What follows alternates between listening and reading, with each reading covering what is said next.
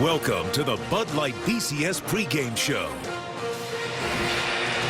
In New Orleans, foggy outside, where perhaps tens of thousands of the ticketless have descended on this city and surrounded the Superdome. An incredible scene, a build-up we've not witnessed before in the BCS era. Number 1 LSU, number 2 Alabama, round 2 an all-SEC championship game inside the Superdome. Frenzy. About 40 minutes to kick off. This place has been full for a while. Fans on their feet. The noise deafening as Les Miles tries to win LSU's 3rd BCS title. No program has done that. Dante Hightower, part of the nation's most rugged defense, historically good, but not good enough to win round 1 when LSU got him 9-6 in overtime. Will we see some touchdowns tonight? We'll get predictions from the guys who were on this big stage a year ago. Gene Chizik from Auburn, Chip Kelly from Oregon. Both teams, of course, facing LSU and falling this year. Gene also played Alabama. Lee Corso, we've seen a lot of special moments in the Superdome over the years. This has been a setting for glory for both programs. Have you seen anything like this before? No, I haven't. One thing that impressed me about this thing is that Saban has been beaten by Les Miles 2 times in a row. Can you imagine anybody beating Saban 3 times in a row? Not many do. He got it 3 out of 5 against him, Gene. What is the coach thinking? What is he trying to get out of his team in the moments before kickoff? Well, it's really funny as you come down here and you watch these guys warm up. It's really neat because they're both very businesslike right now. I think that's been coached into both teams. Yeah. Hey, they've been in these big game venues before. There's no question. I'm not sure quite like this. This is unbelievable. Neither guy is really a rah-rah speech guy, Chip. Miles said, though, he's frankly worried about too much emotion. When they played here 4 years ago, played Ohio State, they were mentally out of it the first few series. Well, when we played them, that was the biggest thing for me in our game last year, was our guys were so high and so amped up. In the first quarter, we were kind of off for a little bit. When we took the field, I don't think anybody's cleats touched the field. They have the added element of playing in their backyard. So many players from the state of Louisiana, so many family and friends. Guys like the Honey Badger, Tyrann Mathieu. You know, guys like Jordan Jefferson from this city. That's an added factor as well. Oh, yeah, that kid. Well, that's why he won 9 straight in this stadium. 9 straight games he won there, boy. Let me tell you something. They're tough in here. I mean, you know that. I mean, you look around right now, you see a good bit of purple and gold in here, man. It's on tonight. It's going to be interesting to see how Alabama responds if they get behind. This is a team that was so dominant. They didn't trail for a single snap all year after the first quarter. I mean, that is an absolute rarity historically. What if they got to come from behind tonight against this defense in this place? That's interesting, especially AJ being a first-year starter. He gets put in that situation. He's never been in it before. You can't simulate that in practice. And with this crowd starting to get on their side, that's going to be real interesting. Les Miles got in here first. Nick Saban walked right out in the field and ignored him. Did kind of a half a lap around, never went over. The coaches never said hello. Here's Les with Aaron Andrews. Well, Coach, I know last night you showed your team the inspirational video, the Ali-listed rematch. What did you want him to take out of it? Well, I just wanted him to understand it, just to say this is not unaccustomed to athletics, that you might find an opponent in the schedule yet again, and that it would be physical, and a champion would endure. We're how long away from this, from kick, Coach? What have you seen out of your team since you've arrived to the Superdome? I think they're excited. I think they want to play. I think it's get into the flow of the game is the key piece. Thanks so much. Muhammad Ali had a big win in this building, knocking out decisioning Leon Spinks to get his title back. Tyrann Mathieu is certainly not a heavyweight in terms of what he tips on the scale, about 175 pounds, but at 5'9", he's able to dominate games with the takeaways. Trent Richardson is a heavyweight back. Gene, if you were coaching Bama, what would you do to get him the touches tonight against LSU? No question about it. I would stick with what they've done. They moved the ball in the first game. We all saw that. Trent Richardson ran well in the first ball game.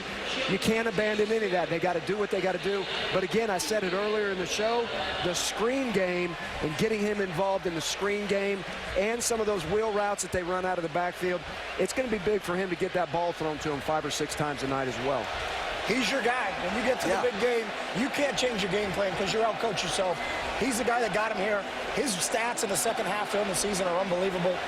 You coach quarterbackship. A.J. McCarron has been told by Saban, show more fire. Let the emotion go. Be yourself. He's had the bowl practices to improve. He seems more confident than the first meeting. We'll see. That's the key. Quarterback confidence is the #1 thing you're looking for. And what you tell those guys when the game starts is you don't have to make it happen, but you have to let it happen. And when that opportunity comes, you better be ready for it. And Jordan Jefferson is his counterpart, Lee. Jefferson is the key to LSU's offense. Running the ball in the option, scrambling when he's broken out pass, and quarterback draws. I think this guy, if they let him loose, he can be the difference with his feet. No doubt about it, Coach. I agree with you, and that's what I said earlier, especially on third downs.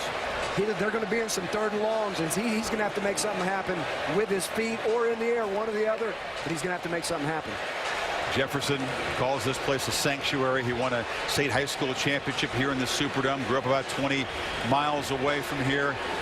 Can Coach Miles or Saban break through? Tremendous build up here. The emotion will only continue to rise the decibel level. And we'll come back. We'll hear from Brett Musburger and Kirk Herbstreit, of course, who will call this game. All the angles, the Tide and the Tigers. Round 2 coming up. Kickoff in just about a half hour from now. Plenty more, including predictions ahead as kickoff approaches.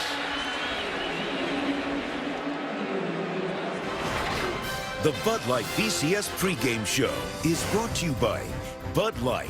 It's the sure sign of a good time. Here we go. And DirecTV. If you call yourself a sports fan, you gotta get DirecTV. Call 1-800-DirecTV.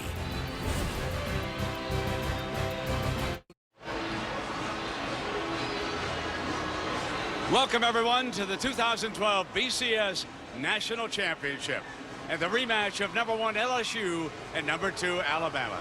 You know, New Orleans is known for many unique places and events, so we thought we'd explore a little and find out why it's the perfect host for a night like tonight.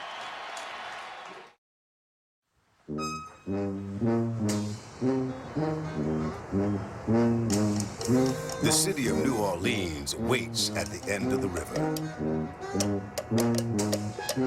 Its treasures live beneath wrought iron balconies and along mansion-lined avenues. There's Creole coffee and trombone funk, blue awnings in back alley bars, ghosts of dead generals, and the big stadium on Poydras Street. Man, from uptown to Treme and back again, little wonders are found around every corner. But New Orleans' greatest treasure is an idea.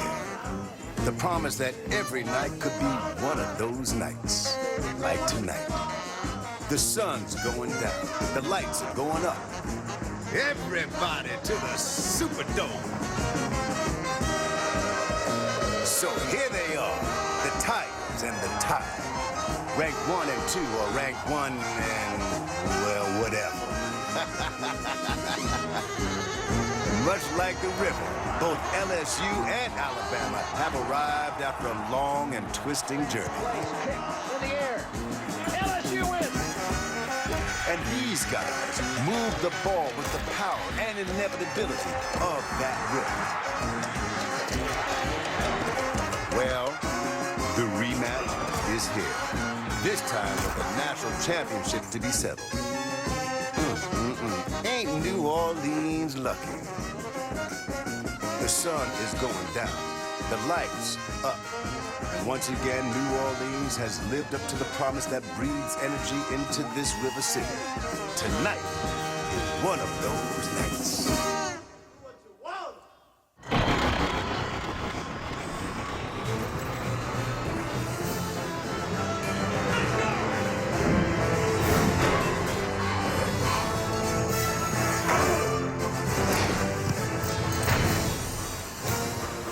You are looking live at the Mercedes-Benz Superdome in New Orleans, Louisiana, and the 2012 All-State BCS National Championship. Man, oh man, all that energy, all that hype, dedication, devotion, decision-making, it all culminates here tonight, folks. We're going to settle some past scores, and we're going to soon know just who is the best in the land. One thing's for sure. The team is coming from the SEC. Take a look at the last 5 winners. They have all come from the Southeastern Conference. 2 from Florida, 1 each from LSU, Alabama, and Auburn. Good evening, everybody. With my partner, Kirk Herbstreit, I'm Brett Musburger. Thanks for dropping by. Herbie, we've done a lot of big games in this town.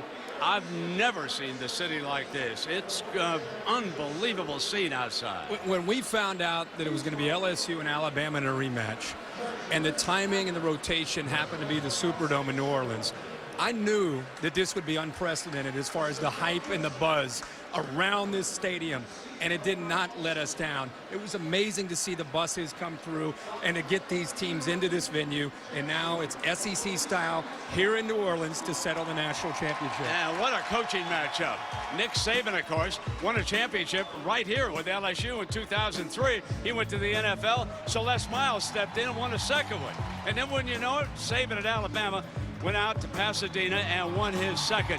What a great confrontation between these 2 coaches. And what's interesting, Brent, is the long layoff that all these coaches have to endure. Alabama 44 days and LSU 37 days. The experience for both coaches and their staffs and getting ready for these types of games will definitely help them get their teams ready to go.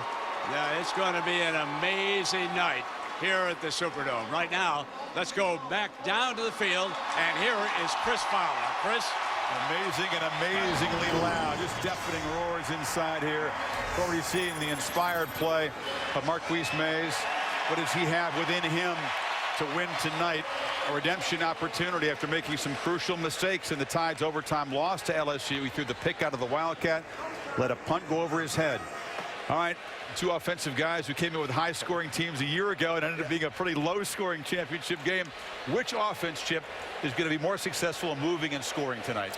I think it may be LSU. I think Alabama's game plan is always the same. It's Richardson, Richardson, and more. But if LSU changes what they do, spreads them out a little bit more with Jordan Jefferson, I think that's a little bit different than the last time. Get them on the perimeter with some options, maybe some double moves to Randall. You never know. LSU, okay? I'm going to go with Alabama, Chris. I mean, I don't think they have to change much. They moved the ball well early in the game last year, or the last time they played. They're not going to change what they do. They had 44 days to get better at what they do. They're going to run Trent. They're going to play action pass with some deep over routes. They're going to take their shots. I think they move the ball. And I'll tell you what I think. Neither offense looks good. I'm telling you guys, they've had 44 days. The defensive coaches aren't stupid. Alabama's #1 in the nation on defense. LSU gives up 8 points a game. Neither team. This is going to be a great defensive game. Guy, I love it. They're definitely not stupid. Alabama's guy's name is smart. Yes, and sir. John Chabas, the chief, he's won a BCS championship They're not with Tennessee. dumb, boy. So you saying no touchdowns in this thing? I Just don't. more field goals? 1, maybe 2. Well, whether it's with touchdowns or field goals, the winning team's fans will descend on Bourbon Street. That's the view from the Royal Sonesta. That's relatively calm. That'll change in a few hours. Outside, the DirecTV mobile studio continuing its long journey. More than 100 guests as this bus has visited 36 campuses. We're coming back. Predictions ahead. You're watching the Bud Light BCS pregame show.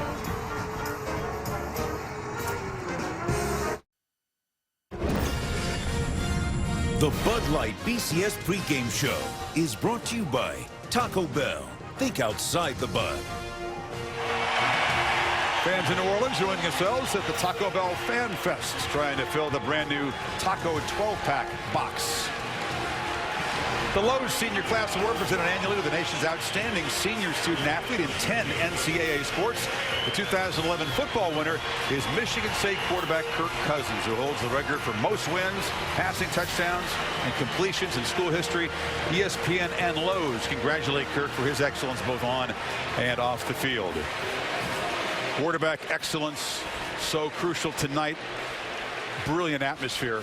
LSU fans, I want to say about 65% of the crowd. Yes. Alabama holding their own at 35%. Maybe. And it is going to be tough on the offenses tonight when the other folks' fans make their noise. What's going to decide this game, Gene, in your mind?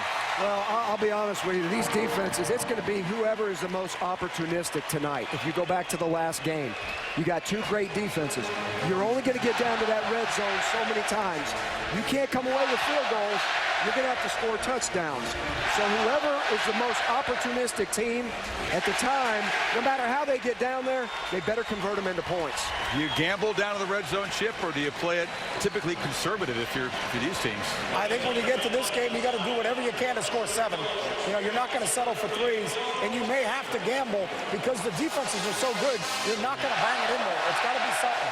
Tom Rinaldi tells me that he kept his eye on the kickers here, Lee. You always talk special teams. Jeremy Shelley, 15 for 15 in warm-ups, including 6 long ones. It's warm-ups. It's not the game. Yeah, but I think the situation is this. With this long layoff, the coach did the best job of not coaching his team is going to win this game. In coaching, I had a philosophy. Paralysis through analysis. You get them thinking so much, they quit hitting somebody. The guy that didn't do as much coaching is going to win this game. Both sides think their offenses have improved more than their defenses since the first meeting. LSU's offensive line is better, healthier. You've got the young guy Hilliard involved. You've got more time for Jefferson on the other side. McCarron's got more confidence. Mays is healthier. So we'll see if they have more success. They feel better about that side of the ball. They do. And that process of learning how to execute with that 44 days off is something that you can't really discount. But like Coach said, the job right now for a coach is let them play and get out of their way. It's all about the kids right now. We'll see if everybody is wrong on its higher scoring or if it's really low scoring. Alabama has become the favorite. That changed overnight. Interesting. LSU opened as the favorite. Heavy money on the Tide. Headgear predictions just minutes away. You ready, Mr. Corso? Yes, sir. I sure am.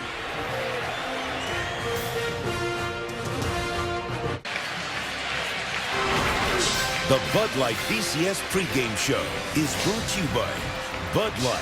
It's the sure sign of a good time. Here we go. Back in the Superdome, the Coach's Trophy presented by Dr. Pepper to the winner of this game. In Stillwater, Mike Gunny in Oklahoma State holding out a slim hope. The AP might vote them #1 if Alabama is able to give LSU its first loss. You guys have enjoyed your analysis. We'll see you back here at halftime and postgame, but time now to do the tough part. The predictions. Who wins this BCS championship game, Chip? Well, obviously, like Gene, I don't have a dog in this race. I'm just a fan. And because Gene probably can't pick him, I'll take Alabama. It's tough either way. You're not going to do this to me, right? You have to do it. You know I can't win. Hey, the team that'll make the fewest mistakes will win the game. I can't go there, Chris. I can't win. I can't wait to see it, though. You do have a dog in this one. Your job gets tougher if Saban and the Tide win this title. Let's just be honest. Lee, we were outside this place 4 years ago. You picked LSU to win the national championship preseason. Louisiana State in the Louisiana Superdome. You picked Ohio State over LSU. How could you do that? Oh, listen, not this year, baby. Not this. Roll Tigers. Once again, roll Tigers. Corso goes with the Tigers. We're in the LSU section. That's a popular verdict. Corso thinks LSU makes history and goes 14-0 and becomes the first team to win a third BCS title, denying Nick Saban his third. Folks, stand by for the frenzy and the fun. Kirk and Brett will take you through it. We'll see you back here at halftime, but the game is coming up next from New Orleans.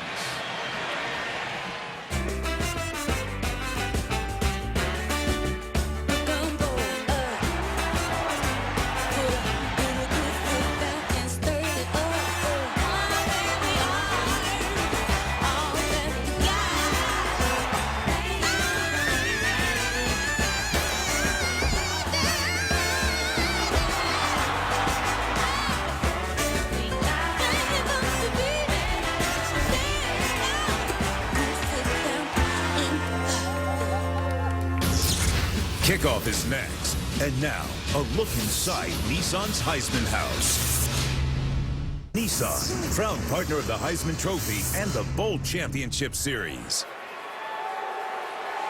We welcome you back to the Superdome as we get ready for LSU and Alabama. Now let's go to the public address announcer. Here is Doug Green. Ladies and gentlemen, we would ask that you please rise and observe a moment of silence as we remember our servicemen and women overseas and pray for world peace.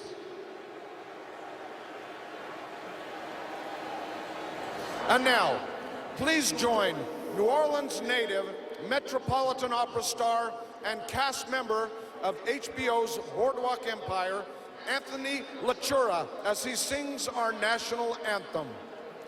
Oh, say, can you see by the dawn's early light what so proudly we held at the twilight's last gleaming, whose broad stripes and bright stars through the perilous fight o'er the ramparts we watched was so gallantly streaming, and the rockets red glare, the bombs bursting in air, gave proof through the night that our flag was still there.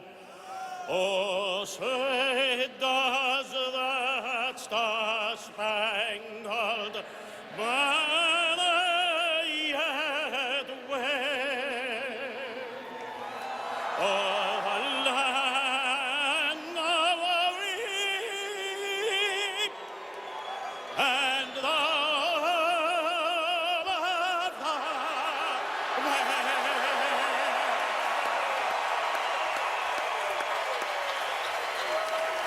Wonderful job by Anthony Lachura. And you know, folks, it's amazing how much goes into an evening and an event like this one. For New Orleans and everyone watching the national championship around the globe, we are all ready for an ultimate clash between two college football giants. Number 1 versus number 2, LSU and Alabama.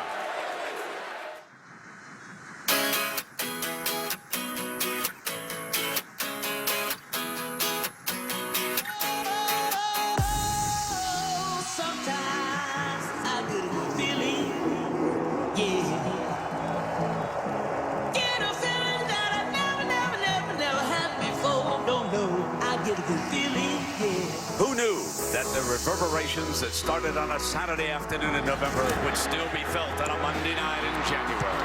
A defensive battle of the ages sets up a rematch only to be played under the biggest lights, meaning nothing less than everything. Now, the rematch of all rematches. Here we go. The mountain top, walk on water, I get power, feel so for you. 1 second, I'ma strike for you. Diamond, platinum, no more for you.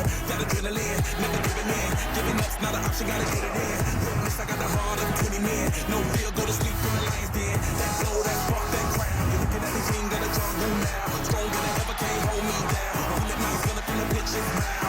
Straight game day, it's game day. See me running through the crowd, feeling melee. No trick plays, I'm Bill Gates. For the genius to understand me. Sometimes I get a good feeling. Game time at the 2012 All-State BCS National Championship. Ranked as the top 2 teams in the nation, the Crimson Tide and Tigers square off once more. This showdown will have no trilogy. The winner tonight will walk away BCS National Champions. Welcome back again, everybody. We're Kirk Herbstreit. I'm Brett Musburger. A little bit later, we're going to hear from Aaron Andrews, Tom Rinaldi, also down on the sideline. Let's talk a little football, my friend. Yes, Let's sir. start with the Tigers of LSU. Well, everybody's been talking about could there possibly be more points scored in this game after their first matchup at 9-6 in overtime with the Tigers winning. I think the big thing is Jordan Jefferson. He's kind of the X factor for LSU tonight. His legs have got to become a big factor for the Tigers. Running the ball to the outside for LSU, trying to get to the edge against that big physical Alabama defense, and then he's got to make some throws on 3rd down to try to keep the football and keep it away from Alabama. Herbert, we know how good Trent Richardson is, but what must Alabama do tonight to win the rematch? Well, if you look at Alabama, Trent Richardson is obviously the key, but LSU knows he's the key. They're going to stack the line of scrimmage with probably close to 9 guys more often than not. I think Alabama's going to have to show a willingness to say, A.J. McCarron, you're a first-year starter. we trust you. We believe in you. We're going to make you on 1st and 10 with play action. Try to make some big plays in the pass game. Try to get that defense to soften up, and then go back to Trent Richardson and ride him all the way to the championship and a victory. So Alabama files out of its locker room here at the Superdome.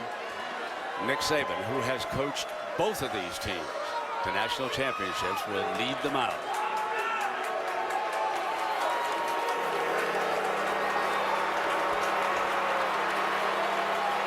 So the tide will roll out, and what a great feeling for these young men.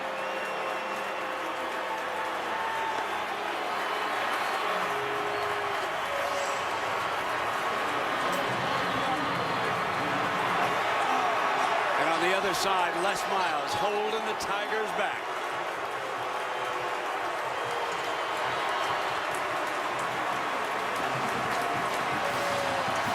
Now LSU's turn.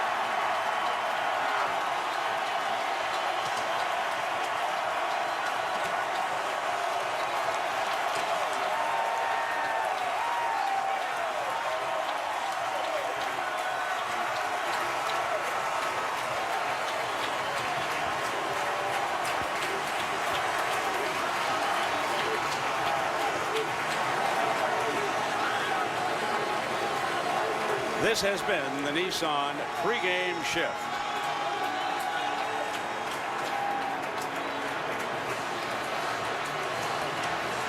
No, these are the moments and the faces that we all remember so well. Epic battles, even more epic retaliations. The cause and effect. David versus Goliath. Goliath versus David. The rematches. The thriller in Manila. Ali and Frazier. Wimbledon, McEnroe and Bora.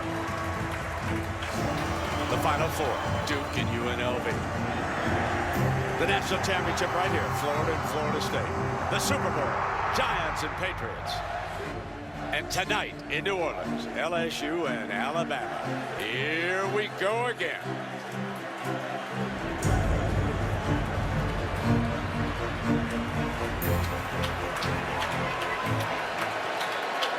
So now the captains assemble.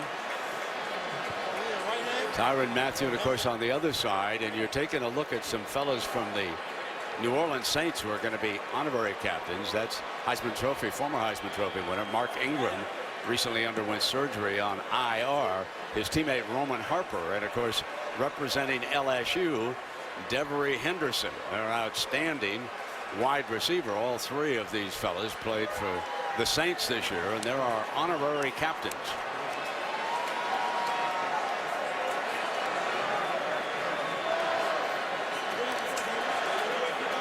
There you can see Devery leaning over his teammate, now Harper, shaking hands with everybody, and Ingram. Now for tonight's coin toss, our BCS National Championship referee for the Big 12, Scott Novak. Here's the coin for tonight's game. That's heads. That's tails. That's heads. That's tails. What is your choice? Tails. Choice is tails.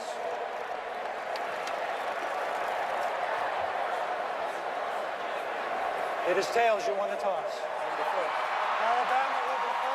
You want the ball? Which way you want to kick? Put your back there. LSU over here. Start the first half. LSU will receive. Good luck. So the Tigers will get the ball first here tonight against Nick Saban's fabulous defense from Alabama. And these two teams were unable to produce a single touchdown. Now Tom Rinaldi is with Coach Saban, so let's go to Tom now. Thanks a lot, Brent. 44 days since you last played, 65 days since you played then. All the planning and preparation and practice. Why will tonight be different, Nick? Well, I don't know that it will be different. They're two good football teams. You know, in some ways, it's unique that we have two teams in the same division in the same conference playing in the national championship. But I do think they're the two best teams in the country. Appreciate it, Nick. Good luck. Let's go over to Aaron Andrews. Aaron? Tom, thanks. Well, Coach, the city is fired up. The Superdome is electric. What have you told your team about handling all this emotion early tonight? Get your feet on the ground, get ready to, take it a play at a time. It will make the plays that you came to make. You saw your path, now take it. All right, thanks so much. Brent. Thank you, Aaron. Herbie, there is one distinctive check mark for LSU. That's in the kicking game and the special teams, and they get to return the opening kickoff. No doubt about it. And Tyrann Mathieu tonight will have a lot to do with that as far as trying to create opportunities. You look at the punter and the kicker from LSU and what they did in the first matchup. Brad Wing, Drew Alleman, they were the difference in the game. So we settle back now with this crowd, and more than 50% represent LSU because it is so close to their campus. They picked up the extra tickets. There doesn't seem to be a question about that. No, you look around this beautiful venue and you can see a lot of purple and gold, and it's not by accident. You go back and think about 07, they won a championship here. In 03, and their crowd had a lot to do with both of those championships against Oklahoma in 03 and Ohio State in 07. So Cade Foster will put the ball on the tee, and as we get ready, folks, settle back and enjoy the sights and the sounds. The BCS championship is about to begin.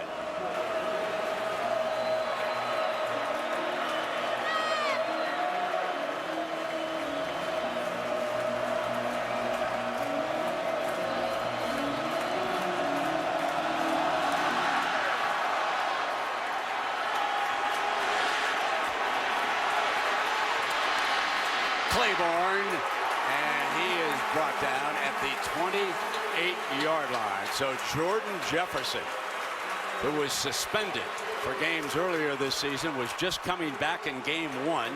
But because Jarrett Lee threw a couple of interceptions in that game, Herbie, he is now the man for LSU. There's two things. LSU's had a chance to prepare all this time with Jordan Jefferson knowing he was going to be the starting quarterback, and Alabama's defense has not prepared for Jarrett Lee. They've been getting ready for number 9 and everything he can do with his arms and his legs. So Michael Ford will get the first series. They'll try to get to the edge, but not on the first play. And there, the linebacking core. Upshaw comes up to make the thumping hit on that. As we take a look now at Ford, the running back, and you can see the key men. Ruben Randall, so pivotal with their game plan here. P.J. Lonergan is back and quickly on the snap. And there is the man, Randall, that they want to go to on the slip screen, and that'll give them 3rd and short. Ruben Randall's their difference maker on the outside. They feel like if they can get him matched up one-on-one, he can make some big plays for them. One thing that LSU feels that they've got to be able to do against the size and the physicality of Alabama and their linebackers, get the ball out to the edge in a variety of ways. Kenny Hilliard, the talented freshman, is going to come in at tailback, and he'll bring J.C. Copeland with him as the fullback. This is 3rd and short. Hilliard wants to make sure that he's got the check with Jefferson. Fumble on the snap. Jefferson will have to eat it for a loss.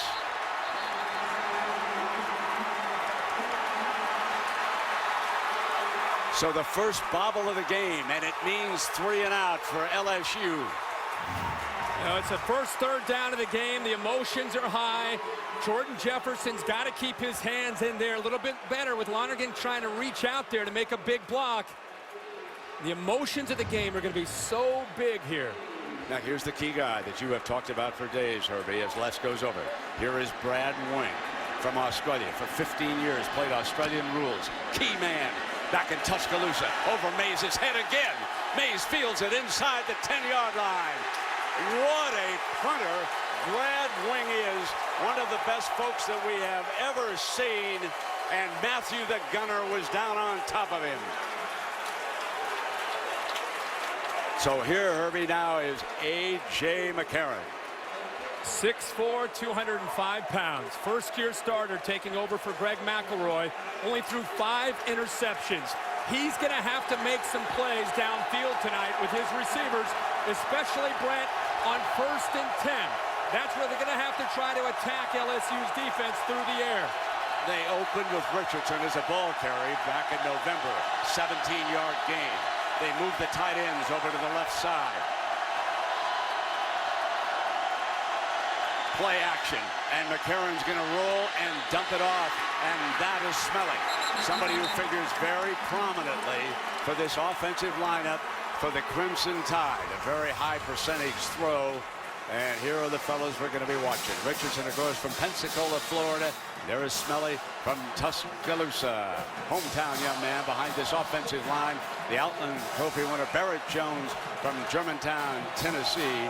Goes to the Memphis area. He's the big left tackle. And it's first down and 10.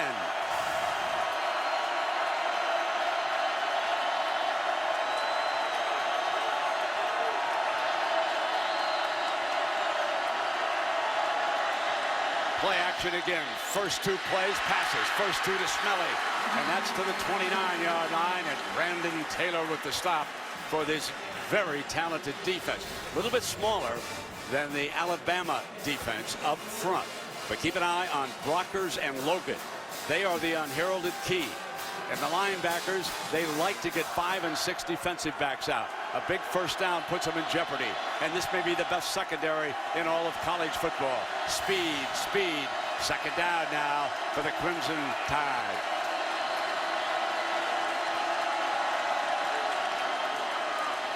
Inside handoff, and LSU knew the run was coming sooner rather than later. Yeah, the first couple calls by Alabama shows you that really what they want to try to do. You have an athletic, aggressive LSU defense that doesn't respect McCarron in the passing game. Therefore, they are flying to Trent Richardson and flying to the running game. Jim McElwain, the first couple calls, uses some misdirection, rolls McCarron away from that speed and gets him on the edge where there's nobody out there left over. They go to the nickel, and Matthew becomes very dangerous when he steps up on the slot receiver. He now edges down at the top of your screen, number 7. Third down, Matthew trying to get in. He's picked up, complete, and it's a first down. That is Williams, the big tight end. Herbie did a great job with number 7. He was trying to get in that time, and they were ready for it. Well, they get creative when they move Matthew to the nickel, but Barrett Jones, the left tackle, picks him up. But what's impressive to me is Michael Williams. The ball's behind him a bit. Tremendous effort there by Williams to fight to be able to, number 1, catch the ball and then get across the first down line to pick up the first down. First downs in this kind of game are big, not just to keep the ball, but to affect field position. They stay in nickel. You can always tell when Matthew moves up to the slot. That puts Simon at one of the corners. First down and 10. Incomplete. Mays was coming across that time, and Kevin Minter, the middle linebacker, picked him up. Talked about how on first down they've got to throw the ball. They've had 3 first downs, and they've had 3 passes on those first downs, trying to break tendencies. This time LSU gets a little bit of pressure on McCarron, forces him out of the pocket and to throw the ball before he's ready to. LSU expects a running play. Francois checks back in off the sideline to give him the extra linebacker.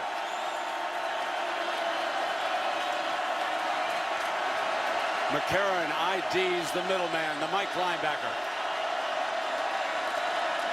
And they were running. And it was read perfectly by John Chavis. He sent the extra linebacker right on the field. Well, what they're able to do is just look at the personnel groupings. When they see a certain group, and they saw that case, a couple tight ends come into the game, and that's what forced them to be able to put their more base personnel with the 3 linebackers, more physicality to be able to hold up against the run. Still a pretty good gain because it sets up a 3rd and manageable here for Bama. Here's the defense that Jim McElwain calls the Freaks. 6 defensive backs are on the field now for LSU. Brooks checks in. It is 3rd down and 5. And McCarron hands it off on a running play. Richardson tripped up, can't get the first down. Stopped a yard short on that play.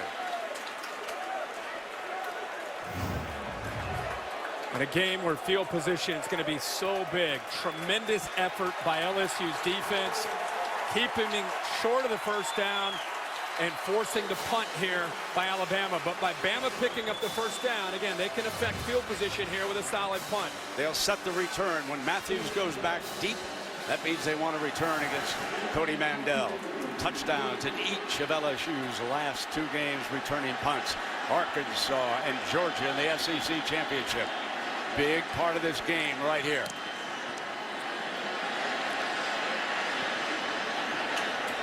Out of bounds, they keep it away from number 7.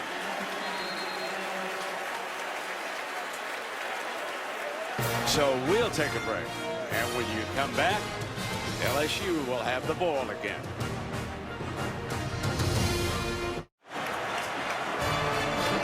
Aerial coverage brought to you by DirecTV.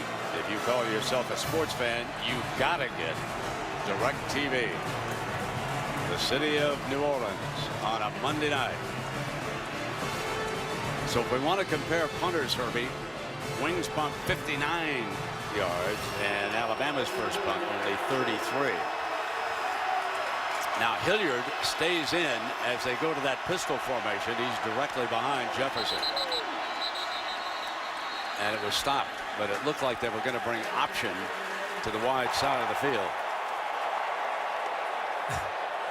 Prior to the snap, false start on the offense. Number 72. 5-yard penalty. First down. Alex Hurst, the 6' 6" right tackle, moved a little early. So a couple little mistakes here by LSU. Yeah. Remember on this 3rd down snap, and now the false start. That's the last thing that Jordan Jefferson and the Tigers can afford to do against this Alabama defense. They put Randall in the slot. They are determined to try and keep the double team off him tonight if they can. Beckham is out wide. That's toward the bottom of your screen. They come back with the freshman running back. He is a big boy, and Les Miles has called this big boy football. And when you go against this Alabama defense, you are playing against some big boys. Now, Nick Saban likes to get all his pressure up front with 7. Does not like to have 8 in the box if he can avoid it. 2nd down and long. There is that option look that we were expecting, and Jefferson a little bit sloppy. That is a slow developing play by Jordan Jefferson against Alabama. I understand running the option, get the speed to the edge, challenge the size of the Alabama linebackers. But if you're going to make a run, these safeties and corners are up to run support.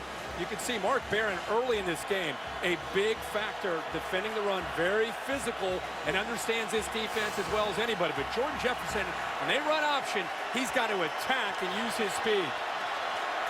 So 3rd down and 10, and Spencer Ware in as the running back.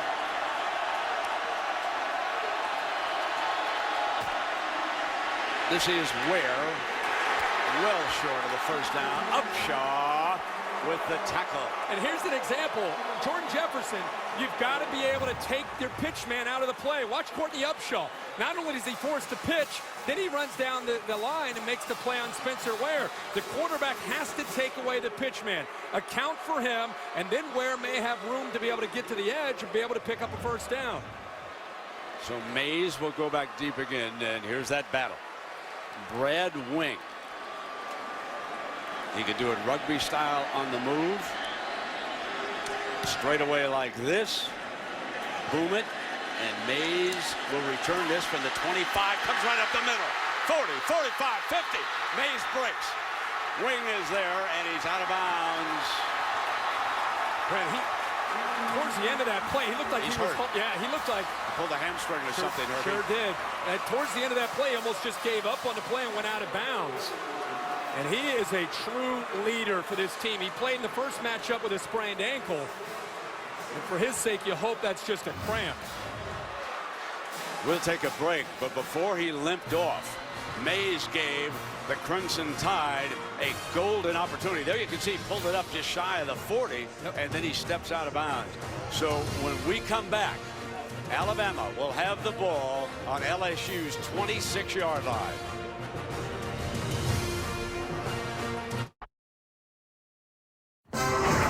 The Allstate BCS National Championship is brought to you by Allstate. Play the Allstate Championship Challenge at allstatechallenge.com. Gatorade. These teams have what it takes on the inside to win. Do you? Join the conversation. Ford. Drive One, and DirecTV. If you call yourself a sports fan, you gotta get DirecTV. Call 1-800-DirecTV. Wonderful views of the Superdome, courtesy of the DirecTV Ultimate Picture Cam. So Herbie, Alabama with its first golden opportunity. Mays will go back to the locker room after apparently pulling a hamstring, a 49-yard return, and it gives Bama the first golden opportunity of this championship. And on first down, McCarron got time, comes in underneath, and a sliding catch at the 10-yard line by Darius Hanks, who must now become the go-to guy. And let's see if he gets his knee down before he slides out of bounds. Tremendous effort. Looks like that right knee got down. I'm sure they may take another peek at this, but another 1st and 10 pass by Alabama. Breaking tendencies. They know they have to throw the ball against this LSU defense when it's more on when they want to throw, not allowing LSU to dictate when they throw the football. Constantly shifting tight ends. Offensive coordinator Jim McElwain. From the pistol, Richardson has jumped in the backfield. Big Benny Logan was the first man to hit him. That loss of Mays at this point, we'll see if he's able to come back. Alabama fans know with Julio Jones leaving and going to the NFL, Mays has become the guy on the outside. Not just their best playmaker, but really the leader. You can see his reaction, how emotional he is. The offense with a young quarterback that really relies on him and his leadership. So let's keep an eye on him and his health and whether or not he's able to come back. And you're right, Hanks and Brad Smelly have got to be able to pick up the load in the passing game. Now they bring two tight ends tight to the right side of the formation on second down and goal. McCarron's getting time, incomplete. It'll be third down, and Michael Williams was covered that time in the corner of the end zone. Remember the first matchup when Alabama moved the ball at will at times. They'd get inside the LSU 40-yard line, and they were unable to come away with points. Their first 3 drives, they moved the ball, and you know, they ended up missing 3 field goals. Now here they are again in plus territory. Can this game, can it be different? Are they going to be able to execute down here and get touchdowns and not settle for field goal attempts? Now they send Richardson out of the backfield, out with Kenny Bell on Hanks. 3 receivers to the left. McCarron checks to the right. Pump fake, going to get hit from behind on the throw and gets it off in time. So it was out of bounds. Brad Smelly makes the catch. But the field goal unit, I believe, is jogging onto the field. And this has been a kind of a reoccurring theme for Alabama this year when they got into the red zone, not just against LSU and their struggles in that game, but really without a true threat out at wide receiver, outside of Mays. They look at what they've done when it comes to scoring touchdowns. They've only been able to convert 58% of the time for touchdowns. 23-yarder.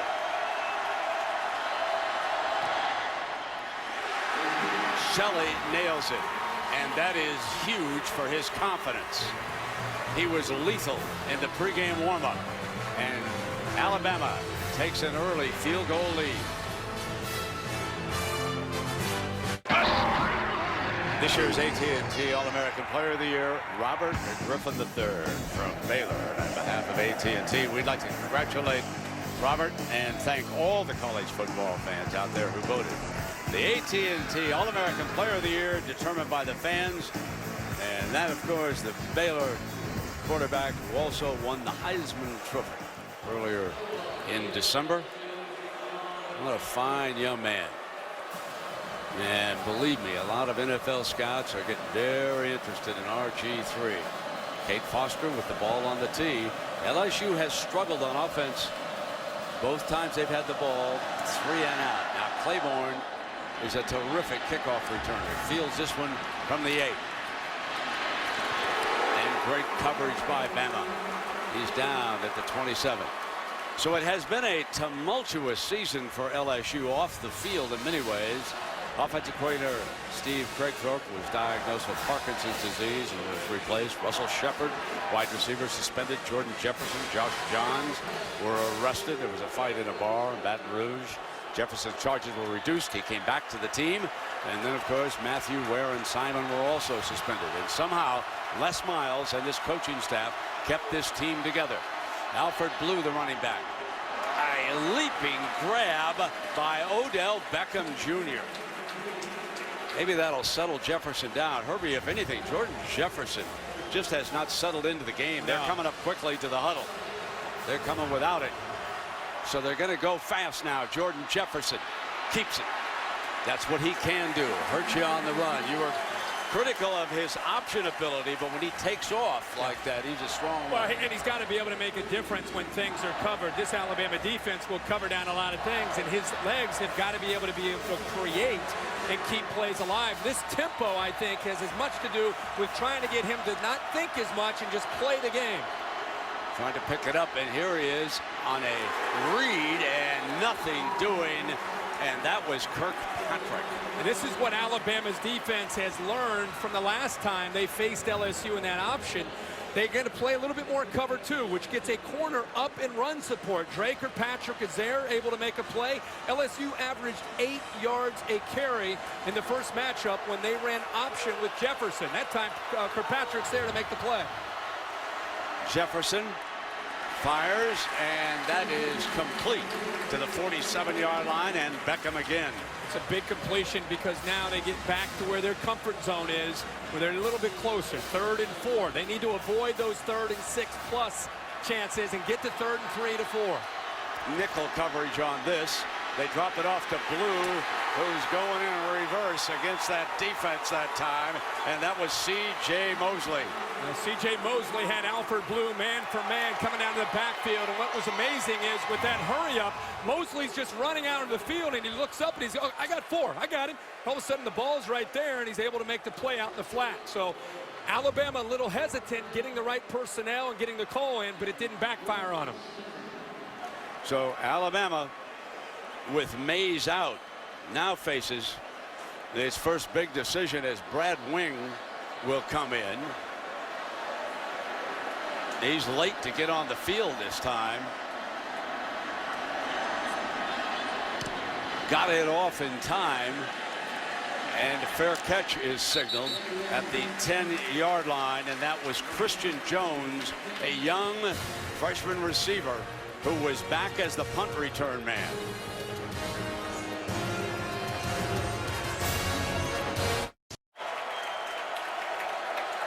So a very busy sports weekend, and a friend of yours making the Hall of Fame. Just a huge fan, lifelong Cincinnati Reds fan. Very happy for Barry Larkin going into the Hall of Fame. Well deserved. So up by a field goal, A.J. McCarron brings the Bama offense back, and again they keep the field spread. And in trouble, slips a tackle, and it will be incomplete. Matthew had the coverage, and he was all over Hanks that time, but there was pressure from Ryan Baker, a linebacker from Florida. And interesting that you see Hanks in the backfield, and when he releases, makes it very easy for Baker. There's confusion up front on that offensive line, but when Baker came, McCarron did a nice job of avoiding the pressure and just being able to get rid of the football there. Brandon Gibson, one of the Bama receivers right now. Eddie Lacy is in as running back. There's a penalty flag on this play. Lacy trying to get the left edge is stopped at the 15 by Kevin Minter, but the line judge threw the flag. Offside, line of defense, number 94. 5-yard penalty, 2nd down. Kendrick Adams, the defensive end, guilty. LSU has made more mistakes than Alabama. And Mays, if he can come back, is big here for Bama. It'll be interesting to keep an eye on him. As I said, he's a true leader for this offense and one of their best playmakers when it comes to the passing game. His presence coming back out will get a reaction from the Alabama crowd. Kevin Norwood, also one of the wide receivers now. Play action. McCarron on the roll, going to drop it off to Smelly underneath for a first down.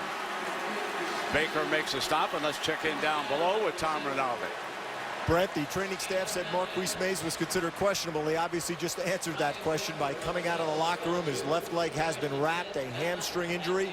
He is expected to attempt to return. We'll have to monitor it going forward. Marcavius Mingo, Herbie, just checked in, a speed rusher. And instead of lining up in the left, they've been working him on the right side of this defensive line all week in practice, and he'll sit down over there.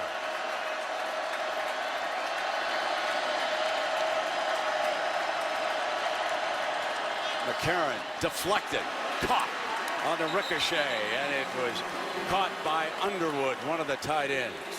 And this defensive alignment here, Mingo, because he's so athletic, you can see that he can drop back out into the flat, but looked like that time Benny Logan just puts his big hand up there to knock the ball down. But what tremendous concentration here by Underwood. And what I love what Jim McElwain's doing right now is he's moving A.J. McCarron around. Now they have Barrett Jones lined up as a fullback here. He's showing a lot of different looks. 14 plays and 10 passes by Alabama. They have broken tendency here. And they come back with Lacey, and he is stopped right at that first down marker, and he appears to have moved the chains. Yes, he has, for Alabama. There's an overload to the right where Barrett Jones, their All-American left tackles, lined up as a fullback, and then moves up to the right side, and they overload that right side. And again, just a different look. You have all this time to prepare, and Jim McElwain clearly taking advantage of it. A lot of different formations and personnel groupings, trying to create some confusion for LSU. McElwain loves an unbalanced line. Now they shift two tight ends over to the left. First down and 10. Final seconds of the opening quarter, and here's McCarron gonna go deep. Leaping catch. Ball is grabbed at the 38-yard line, and Norwood off the bench made the leaping catch for Bama as the first quarter comes to an end. Well, we talked about who's going to step up with Mays out, and here is Norwood, a sophomore, only has 7 catches on the year. Tremendous effort to go up and over the Honey Badger and make a huge play on another play-action pass on 1st and 10. Honey Badger better care about that one. That's 26 yards. And this young man in his own has put a charge into the Tide, playing with some confidence, Herbie, which is what he said he lacked in game 1. Enjoying himself. First quarter's come to an end. Bama leads it. A field goal with Alabama and LSU. Where have we seen that before, folks? Huh? Crimson Tide leads it. And Herbert, what about that first quarter? I'm impressed with A.J. McCarron and the way Jim McElwain is utilizing him in this passing game. They've had a lot of success. We talked about it before the game. 1st and 10 is the time they want to attack LSU. He's 5 for 5 on 1st and 10 with play-action passes. 2 stories. McCarron's playing very well, and Lacey stays in the game. Play action. He's got a wide open Smelly, and he just overthrows him by a yard. He was breaking free on that far side. Number 17 is a huge part of the game plan. But my question is, what has happened to Richardson? And Brent, look at what they're looking at on 1st and 10. Eddie Lacy's in the game for Trent Richardson. A little bit of action there with the reverse there to the freshman. But all the eyes of the defenders in the backfield. And what's happening is these tight ends are slipping behind that coverage, and that time he just missed making a huge play again on 1st and 10. Harrison Jones, one of those tight ends, is off to the right. Kenny Bell is number 7. Play action. McCarron left open, takes off and slides to the 30-yard line.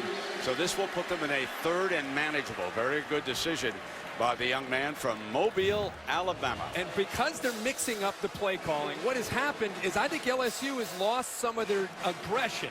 And I think the pass protection has been outstanding for McCarron. He's had time to evaluate, look down into coverage, and then here he makes a great decision to pull the ball down and instead of throwing it away, pick up some valuable yardage.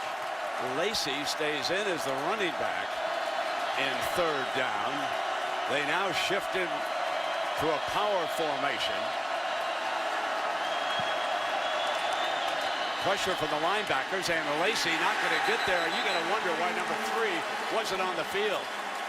that was Matthew came up to make the stop. You see Matthew back here, and he's going to get in run support. And Brent, you're right. The first matchup, you know, Trent Richardson had 3 touches inside the LSU 40-yard line. And for whatever reason, they in plus territory again, and number 3 is not in the lineup. Cade Foster trots in. Here comes your 49-yarder.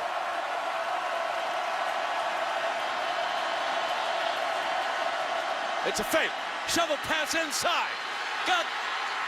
Oh, it's going to be close. It is really going to be close. Underwood. Everybody said, why didn't Saban pooch punt? Why didn't he fake? Saban was listening. It was 4th and 4. It is going to be so close, folks.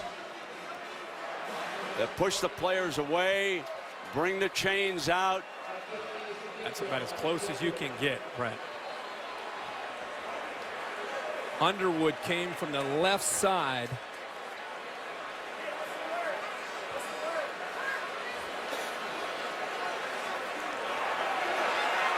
Wow, wow.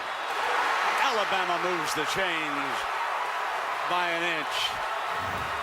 Brent Underwood's lined up to the left here. He's going to come under. The action is this way. It's just a little shovel pass. LSU, a good job on these long field goals after the way the first game went, being observant, expecting the fake, and you might see LSU challenge this call. It's actually under review without them needing to challenge it. And that is David Ames. He is our replay official. He is from the Big 12. This is Scott Novak's crew. So they're going to take a look at this spot. There's the shovel pass. He broke a tackle from Matthew. Matthew could not bring him down. Mingo finally did. And we'll take a break and come back with the decision. Well, it is a first down for Alabama. Chris Underwood was able to pick it up by an inch. And now A.J. McCarron, and here comes Trent Richardson. He is back on the field for the tie.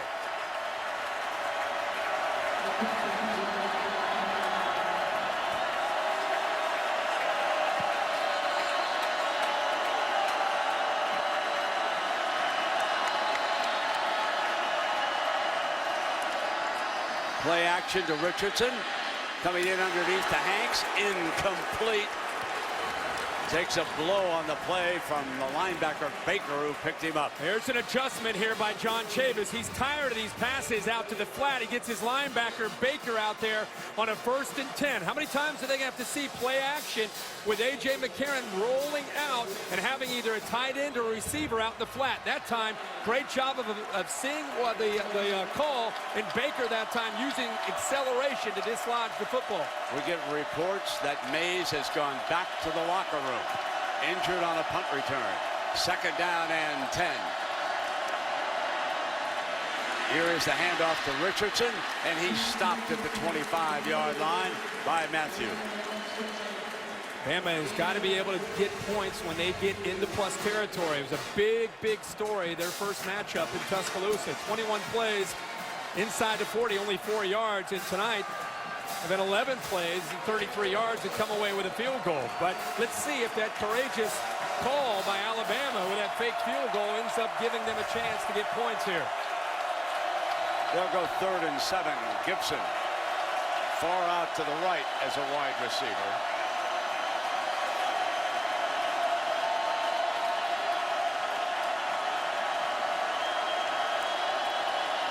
McCarron throws quickly, incomplete.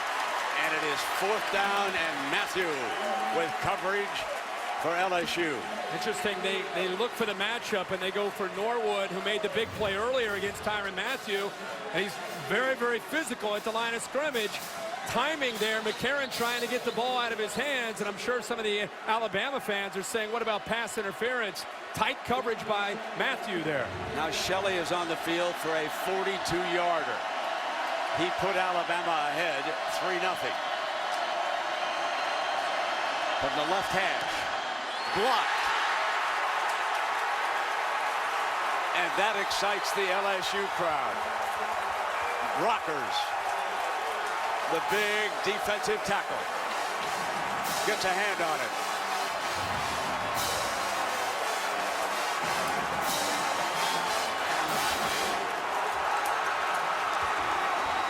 Great left hand by number 90.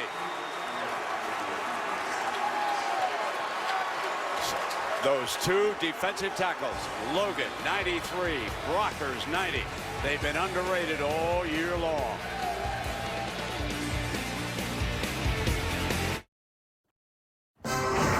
The All-State BCS National Championship is brought to you by Dr. Pepper. Tell the world what makes you one of a kind with the IMA hashtag on Twitter. Taco Bell, think outside the bun. Tostitos, Tostitos knows how to party. And Bud Light, it's the sure sign of a good time. Here we go. Well, fans were celebrating at a party at the Bud Light Hotel this weekend, getting geared up for tonight's big game. And so far, Herbie, the LSU offense hasn't done much, although Jordan Jefferson has completed his first 4 passes. Yeah, Jordan Jefferson, only first down of the game for them was a scramble. And here again, another miscue here by LSU. Ball start on the offense, number 72, 5-yard penalty, first down. Nick Saban at the end of that drive, when they settled for a field goal, their kicker ends up missing it. And after everything that happened in the first game, Nick Saban here comes over to him and addresses him. Tom Rinaldi standing right there, you can see him in the background, actually said, Coach Saban went over and said, hey, we believe in you. We're going to come back to you. You're our guy. I love to see a coach early in the game reinforce the confidence that he and his team have in him. That's a 3rd penalty against LSU. Here's Beckham. They try to set a screen and nothing doing as Menzie, the corner, Daquan Menzie, came up and made a fine play. And there are arguments that this may be one of the best defenses of all time in college football, this Alabama group. You think they need help? You think 1st and 15 is the way to try to attack Alabama? Now they're at 2nd and long, and when you get behind the chains against this defense, they're going to get very creative, and that's where they can get very, very aggressive with their blitz pressure. Randall is in the slot to the right. Jefferson looks in that direction. Juggled, and he hangs on to it. Made a fine juggling catch to the 29-yard line with that. Well, I'll tell you what, that was almost a big play for Alabama. Dante Hightower here, and let's take a view from the DirecTV Ultimate Picture Cam. He jumps the route. Almost got his left hand on it. Almost a step away from being able to step in front of that and take it into the end zone for a touchdown. Now Spencer Ware replaces Kenny Hilliard in the backfield. He's number 11 for the Tigers. Jefferson is back in the gun. It's 3rd and 7. Randall back in that slot again. Jefferson looks in that direction, comes in underneath, and incomplete. Using Ware as a receiver out of the backfield. And again, LSU cannot mount a drive against Alabama. It's also interesting that Alabama brought 4. They didn't blitz. They didn't bring pressure. Forcing Jordan Jefferson to read zone defenses, which sometimes for a quarterback can be a lot tougher than being able to see the coverage in man-to-man. All right, he's back for his 2nd return. As we told you, he's the freshman wide receiver, Christian Jones. Brad Wing standing at the LSU 14-yard line. Low. And drops it at about the 25-yard line. So Alabama will have the ball, and McCarron in the early going is 9 of 15 for 92 yards.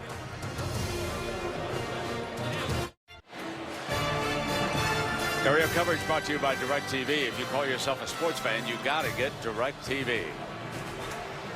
Well, celebrating its 7th year sponsoring the Good Hands Field Goal Nets, Allstate makes contributions to participating university general scholarship funds for each field goal and extra point kick.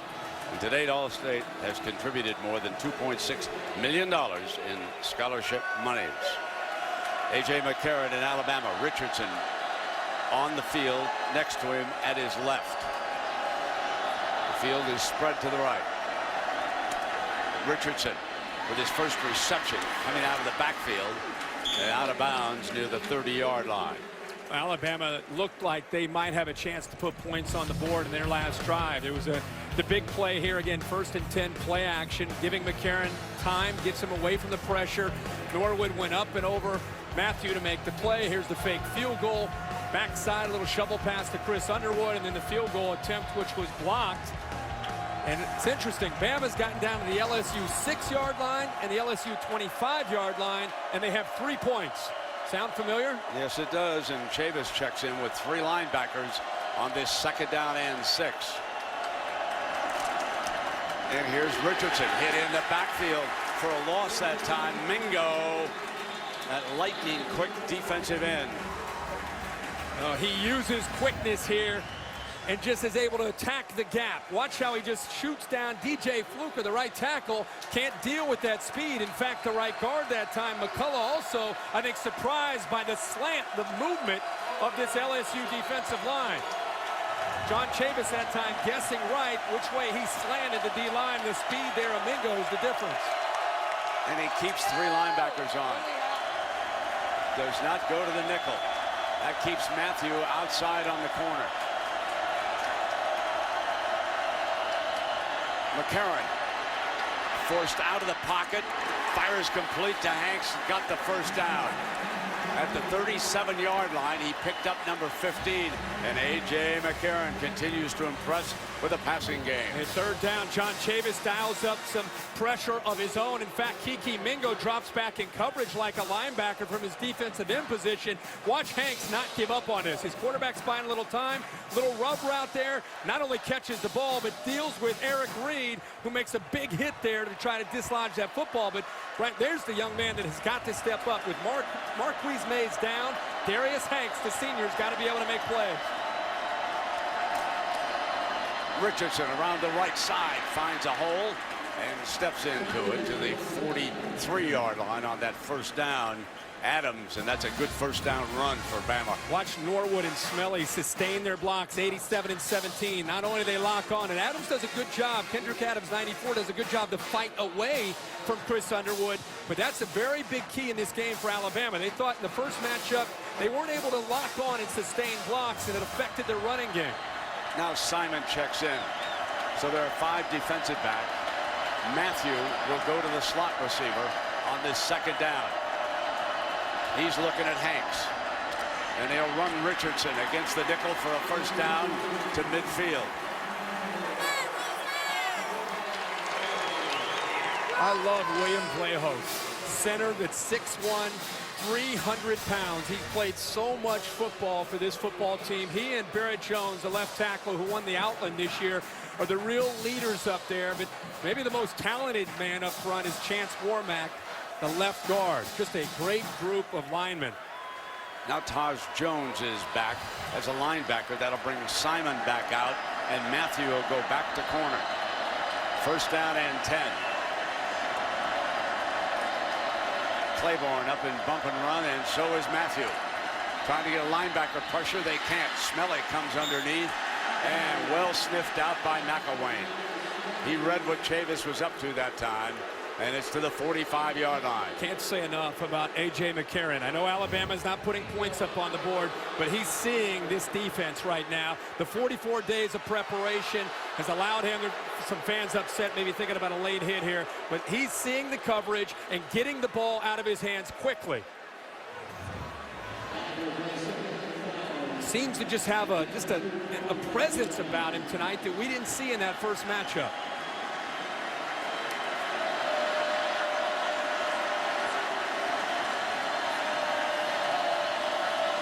On 2nd down, the delay. Richardson's got daylight. 40, 35. Going to be run out of bounds close to the 25-yard line. Eric Reed coming over, but he saw the daylight. No one outside to the left. And like the good runner is, he cut in that direction 20 yards. Brent, you're exactly right. It's the vision. Watch the tight end here, Underwood again. He made the big block earlier on this drive. This time he locks up with Kiki Mingo, pushes him to the inside. And when you're on the backside of a run with Trent Richardson, your block on the backside because of his vision is just as important on the play side. Hanks is in the backfield, right next to the quarterback. That offensive line giving McCarron time. Throw to tight coverage, incomplete that time. And coming over was Hatcher, the middle linebacker. Give you an idea of how Alabama's dominated this game. They have 10 first downs to LSU's 1 so far. It's interesting that in the first game, and I thought it would be different in the second game, Trent Richardson, when Alabama gets into plus territory, goes out of the game. And he's by far their best playmaker, and he's not injured. He just goes out of the game. Lacey comes in. And this is an offense that has struggled in plus territory without Trent Richardson in the lineup.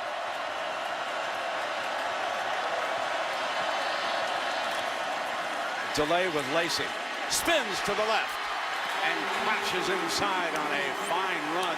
His best of the night to the 16-yard line, and Claiborne cleans it up. Bit of a risk here by LSU. They brought the house. A lot of pressure. They brought their linebackers. And that's going to be feast or famine. You're either going to make a play in the backfield, or if the back's able to get around him, there's a lot of room to run. It's a good job of picking up the blocks up front and pushing Ryan Baker outside. And then how about the spin move here by Lacey? Brockers and Logan check back into the middle of that defensive front for LSU on this 3rd and short. Lacey, the running back. Smelly, the tight end. Lacey is ridden down short of the first down, and Brockers makes another impact right after he checks back into the game. You and I both love these inside guys. Brockers is involved here. Love this shot here. But watch Kiki Mingo. He's known as a pass rush expert, but this time gets involved in run support. This time he beats the block of the big tight end Underwood and gets involved to push Eddie Lacey back. So Nick Saban coming right back with Jeremy Shelley. Ball will be put down at the 24-yard line. Remember now, McCarron is the holder. This would be a 34-yard field goal. They have faked one earlier with their other kicker. Nails this one. Here we go again. Alabama up by a pair of field goals in the BCS championship. We welcome you back to the 2012 All-State BCS National Championship game. Alabama 6, LSU nothing. You know, Herbie, down the stretch with LSU, they had a tendency to fall back in the first half and then come on, and you know it turned around. Matthews punt return touchdown. And until we see something differently, whether it's a punt return, a kickoff return, a turnover, a sack, something to spark LSU, to get their fans into the game. Remember, Alabama in their last 2 games against Georgia Southern and Auburn, they gave up kickoff returns for touchdowns. So if LSU wants to maybe try to do something, maybe they get a big return here to get this crowd going, get some momentum back. Here's Foster's kickoff, and here is Claiborne. He took a big one back against West Virginia in a 27-21 game. And Alabama does a great job of not letting him get outside, and he's brought down at the 21-yard line. So here are the LSU possessions doing nothing offensively. 3 and outs, and the one time that Jordan Jefferson scrambled to keep a drive alive, they picked up a first down, but still they ended up punting. So here we are, midway through the second quarter, and they've got 1 first down. It just reminds me a lot of the SEC championship game when Tyrann Mathieu had to give him a spark by having a big punt return for a touchdown. We've got an ISO look as Copeland, the 280-pound fullback, checks in. And the freshman Hilliard, they're determined to get Hilliard going. Here he is. Picks up a couple against that fierce Alabama front. As good as any you will see. They did everything in that game back in November except win. And yes, that counts. But this is a fabulous front 7. These guys, when you see them on the hoof, Herbie, you and I were I said, wow, it looks like they could be playing the New Orleans Saints on Saturday night. And by playing a 3-4, those defensive linemen don't necessarily make a lot of plays as far as tackles, but they consume the linemen and allow those 4 linebackers to run around and make all the tackles. Jefferson checks with the sideline for a change in the signal. LSU searching for a play. Something big to happen. They roll Jefferson to the right. And he's going to hoof it out of bounds. Beckham was the target as he rolled right. He got checked in that zone coverage and was trying to sit down, and Jefferson had committed to the run. That was just outstanding coverage. Jefferson's looking in to this defense, and he's trying to find somebody to get it to. Beckham, 33, he's locked up there. There's nobody open, and eventually Jordan Jefferson tries to make something happen there to try to pick up a yard or two. 3rd down and 5. Claymore, one of the tight ends, number 88. Spencer Ware, one of the better receiving running backs. They're very deep at that possession, but so far, Jordan Jefferson has been confused. Quarterback draw, steps out, and it's stopped. The line judge. Prior to the ball being snapped, timeout, LSU. First charge of the first half. Give 30-second timeout. So LSU burns a timeout here with 2:44 to go. You know, Herbie, the easy thing to say is maybe we should see Jarrett Lee, but you know, that's not always what you want in this situation. Jefferson's a better athlete than what we've seen here so far. Yeah, and I think it's a little bit premature. Remember the game in Atlanta when they played Georgia, they couldn't get anything going offensively. They had a big punt return, and after that, not only was it a punt return for a touchdown, but it seemed to get Jordan Jefferson, and it got him some momentum. They're a play or two away from this team gaining some confidence. I know it's much tougher to do against Alabama. If I'm looking at LSU, the one thing they've got to be able to do is take some shots downfield. Try to get aggressive with your thing to slow down the aggressiveness of Alabama's defense. Sinceri is the free safety for Alabama on this series. 3rd down and long. He's back in center field. Terrific special teams player, son of an Alabama assistant coach. Low snap. Jefferson picks it up. Nothing doing. They are forced to punt. So they burn a timeout. They come up with another sloppy play, and it continues. And this is coming out of a timeout. The play clock's down to 3, 2, 1. Jordan Jefferson's looking off to his right. He gives it the leg kick. But as he's fielding the snap, he's actually looking at the Alabama defense. That's why he drops the ball. It's like, see his eyes peek up. His eyes look up because he senses pressure, and by taking his eye off the ball, he just drops it on the ground. Another miscue that Bama's forcing on LSU's offense. Well, that's the 4th 3 and out. Brad Wing hangs it up in the air. Jones, fair catch signal. And at the 22, Matthew, the gunner, in on top of him. As we take a look at tonight's Taco Bell touchdown spotlight. Back in 2010, folks. Look at what we're going to show you. McElroy, touchdown. Alabama against LSU. Julio Jones. There's one problem. Julio Jones is in Atlanta. Greg McElroy's with the Jets. They're not coming out of that locker room. This Alabama team has got to do it right now. Well, I think A.J. McCarron is playing pretty good football tonight. Like I said, he just looks to be, of the two quarterbacks, the quarterback has been able to get off to a faster start, and I think it's affected his confidence and the offense's confidence despite not having Marquise Mays in the lineup.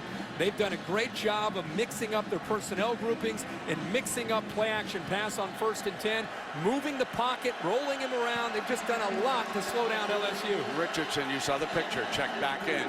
McCarron on 1st down drops off the screen pass to his running back, and he's down at the 30-yard line. So McCarron, you certainly, Herbie, you pointed out, you cannot fault anything he's done tonight. 13 to 20 for 117 yards. The quarterback comparison, Jordan Jefferson's relatives may want to look away right now. And it's not pretty. LSU has 17 yards. If you look at the rushing yards to go along with the 26 passing yards, that's not going to get it done. Richardson, short of the 1st down. Everyone expects that this is Richardson's last game with the Crimson Tide, that he will declare that he's going to the National Football League. He's raised a couple of daughters, or I should say helped raise them. They're back with the mama back home in Pensacola. He's been a father since his high school days. Doak Walker Award winner this year. 3rd down and 2. Gets a shot, and he's got the 1st down. He has a tremendous base. He is so hard for one man to bring him down, and it mystifies Herbie and me why they don't use him down in the red zone. Well, they've been moving the football, and it looks like they're going to go hurry up themselves. They've been moving the football and getting into LSU territory, and you're right, he's been checking out of the lineup. 1st down, McElwain going to go airborne again. Tried to drop it to Smelly, and this time LSU has made an adjustment, and they came hard with Brandon Taylor, the safety that time. The clock's winding down. Nick Saban ends up calling the timeout. Remember, Alabama does get the ball to start the 2nd half. So right now they're just trying to fight to get into field goal range. But A.J. McCarron, without having Mays, is not going to be able to get into field goal range by dumping it down underneath there to Brad Smelly. Well, coming up on the Buick halftime report, Chris Fowler, Gene Chizik, and Chip Kelly will break down the first half. I don't remember our friend Chip Kelly taking LaMichael James out at critical times when they got close to the goal line with the Ducks. I mean, it's a mystery here for me. It really is, not to mention that they have struggled in the last game and in this game. Tonight, they've gotten down to the 6-yard line, the 25-yard line, and then the last drive, the 17-yard line. And despite having those opportunities, they're not putting the ball into the end zone. They've come away with just 6 points. LSU was one play away from making something happen and getting right back into the game and capturing some momentum. And that's what they did against Arkansas and again against Georgia, the SEC championship. You can't leave them in the game when you got a chance. 2nd and 12 for the Tide. Matthew is picked up, coming on a blitz, and it's complete to the 45-yard line, and that is Norwood again. Good job of Trent Richardson picking up the blitz by Matthew. Bama trying to hurry this up here. Clock is moving after that first down. Karen in underneath with a completion to the 41-yard line. Simon makes the stop on Williams, the tight end. Now Bama with 2 timeouts in 21 seconds. They used one. Again, Nick Saban trying to help out, making some timeout calls here from the sideline. Bama very impressive with Norwood and what he's been able to do here, making a few catches. Got a couple catches for 46 yards. And Trent Richardson picked up Honey Badger coming off the left edge to give McCarron a little bit more time. As long as you see where he's coming, gives you a chance there. And McCarron steps up into the pocket to make that throw. Is that one of the great nicknames that we've had in college football in a long time? Number 7. The Honey Badger with that dyed blonde hair. He didn't know what it was, so the coach, John Chavis, went and got that YouTube, and it showed him what a Honey Badger does over there in Africa. Honey Badger don't care, and Matthew, now he loves it. There's T-shirts all over New Orleans and Baton Rouge. 2nd down and 6 now. The safeties are deep for LSU. McCarron on the move, throws on the run to the sideline. Yeah, Kevin Norwood with another opportunity. The sophomore is making some plays. How about A.J. McCarron keeping the play alive, getting away from pressure? I'll tell you, he's a better athlete than I think people realize. It's 6'4", 205 pounds. He had a great smile on his face after practice the other day, and he said, you know, I've just got to enjoy myself more. I've got to turn it loose, and that's what we've seen here tonight. 17-24. Here comes the blitz. Picked up. A.J. throws to Hanks, trying to break a tackle from Matthew, and he keeps going to the 23. 6 seconds on that clock. Nick Saban's already called the timeout. With 4 seconds. He's looking at where the ball is spotted and how far this field goal is going to be.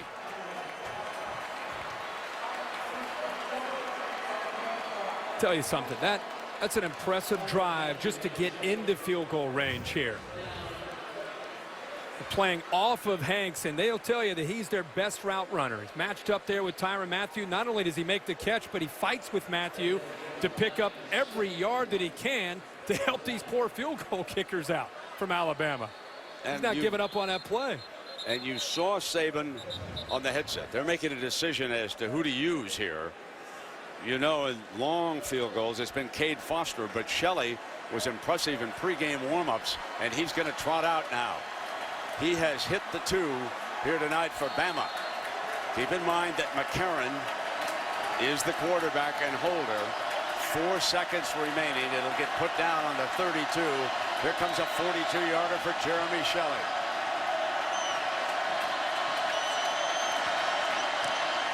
Laces were spun beautifully, and he puts him up by 3 field goals.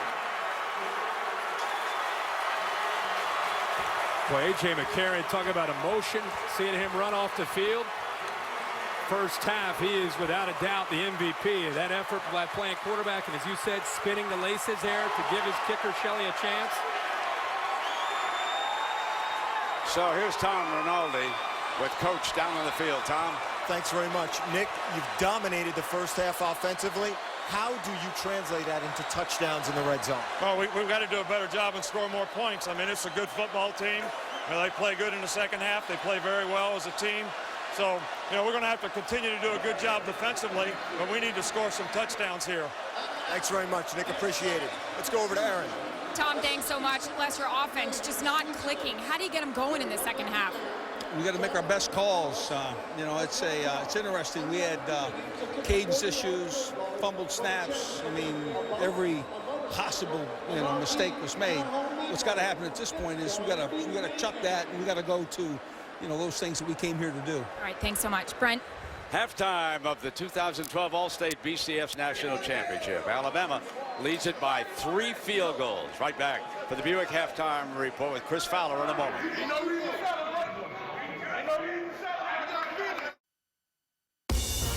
Welcome to the Buick Halftime Report. Bama and LSU have now played 6 quarters plus an overtime this season.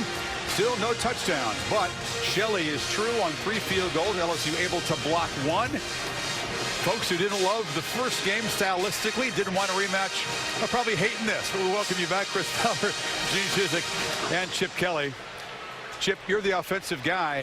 What would you do to get Jordan Jefferson going, and how would you describe him so far? I think he's a little antsy, but with these 2 defenses, we've played 7 quarters of football, and we have 8 field goals.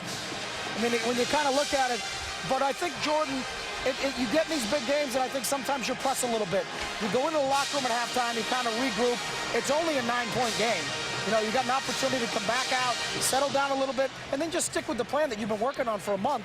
We started last year against Gene. Darren Thomas was a little antsy in the first quarter, but then settled down and really started to throw the ball well. That's what LSU has to do to get back on track here.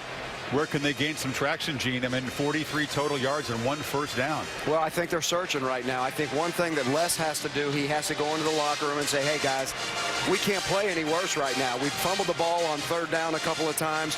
We've gotten ourselves, when we're in a position to be 2nd and 3, we're 3rd and whatever. I mean, they're just...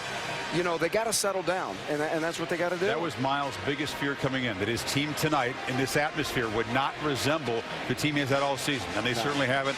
And A.J. McCarron's been showing a great deal of trust by Jim McElwain. Lots of first down passes. He's got the rhythm going. You saw the confidence at the end of the half. So no touchdowns, but it's Bama will get the ball to start the second half and up 9-0.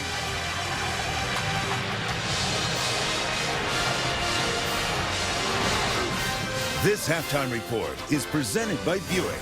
See real stories of human achievement on the Buick Human Highlight Reel at ncaa.com/Buick.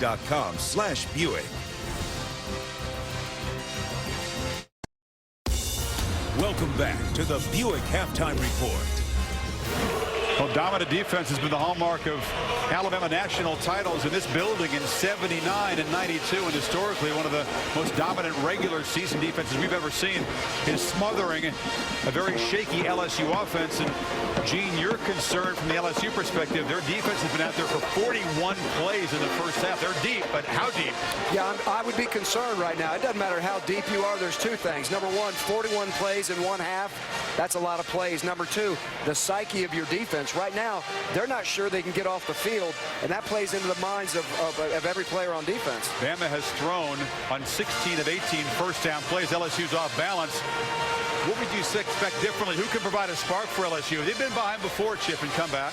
They have. That's the unknown with LSU is they put themselves in some holes, but they always seem to dig themselves out of it.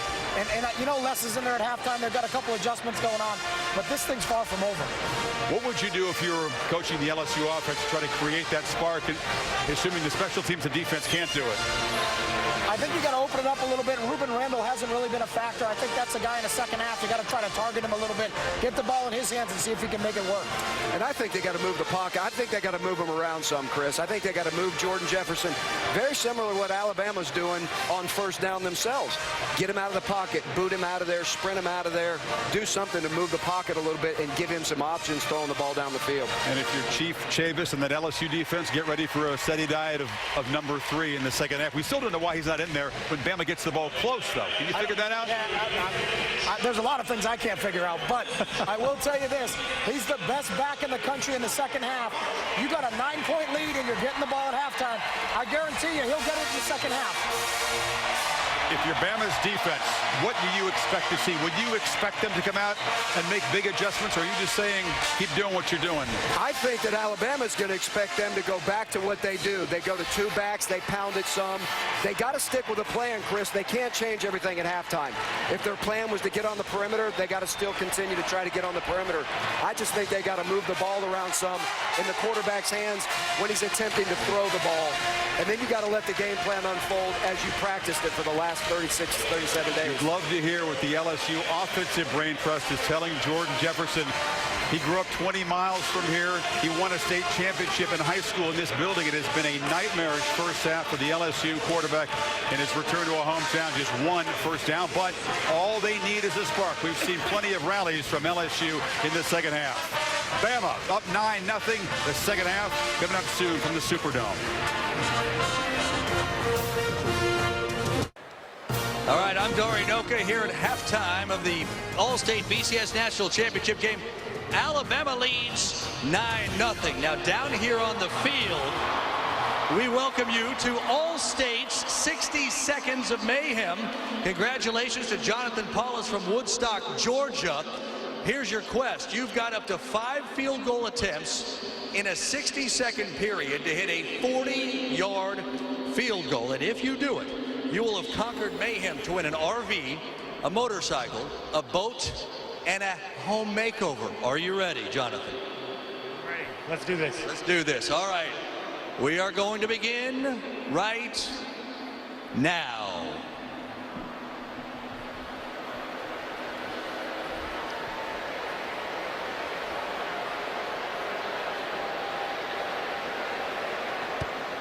Okay, we're a little left there. Just a little left. He told me yesterday he doesn't get tired. We don't lose energy from one kick to the next.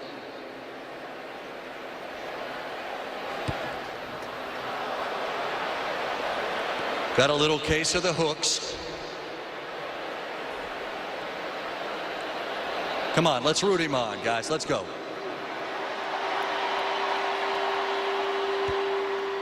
That's got a chance. Come on, let's go. Cheer, cheer, cheer, cheer. 4, 3, 2, 1. Great job. Jonathan Paulus, a great effort. Absolutely a great effort. By the way, he already won a car, so good for him. Enjoy the second half. This halftime report is presented by Buick. See real stories of human achievement on the Buick Human Highlight Reel at ncaa.com/Buick.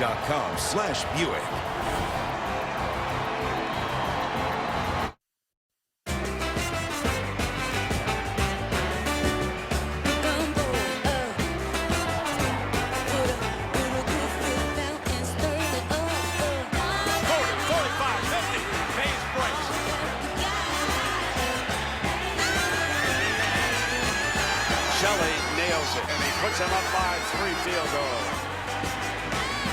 Leaping catch. Tremendous effort. Honey Badger better care about that one.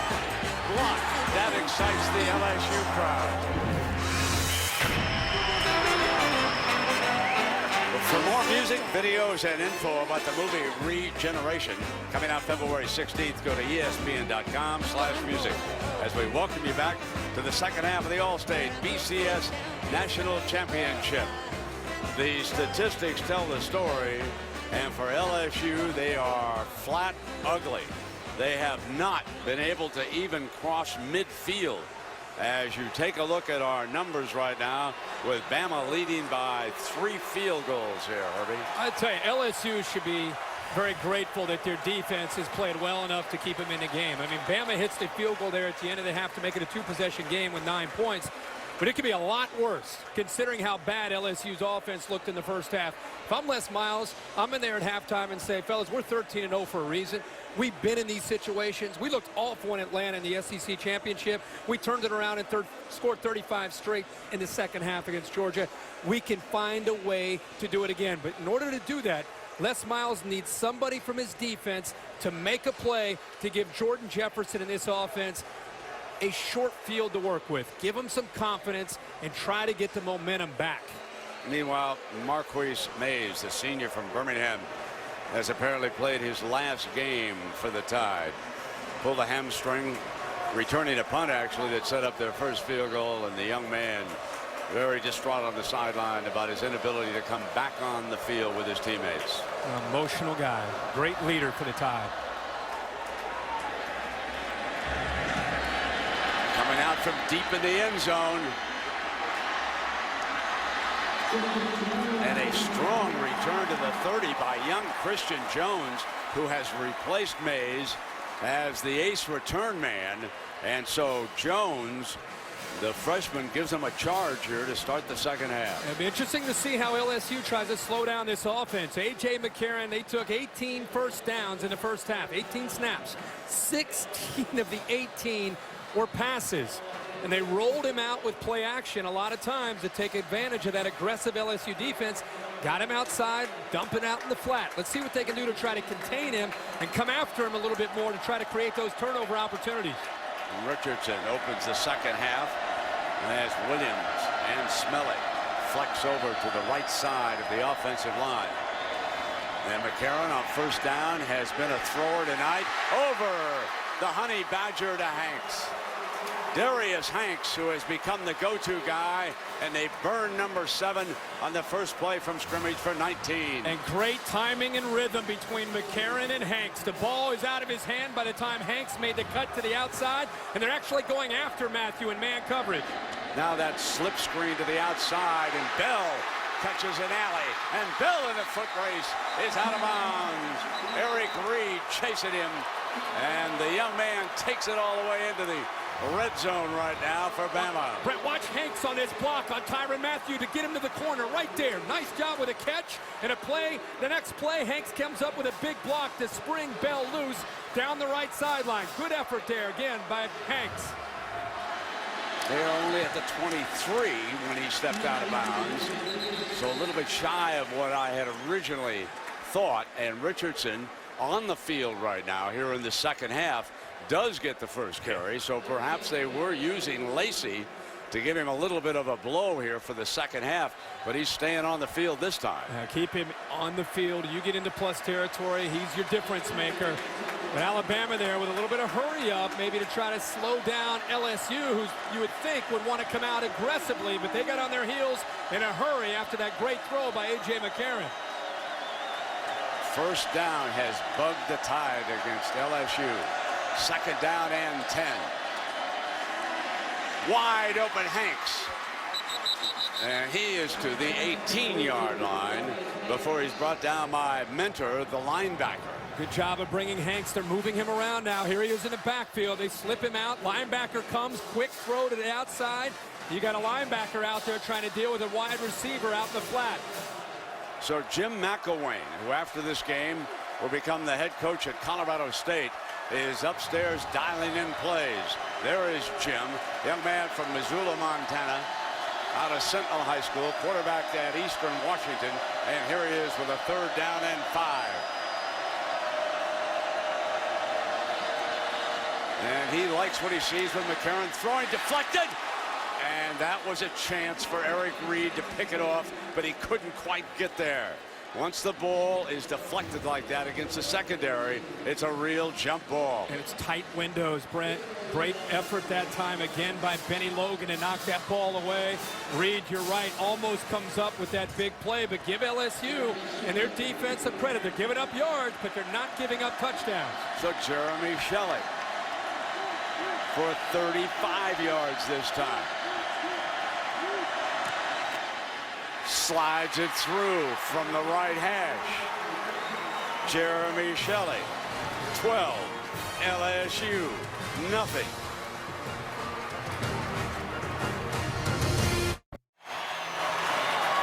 here's the season-ending award.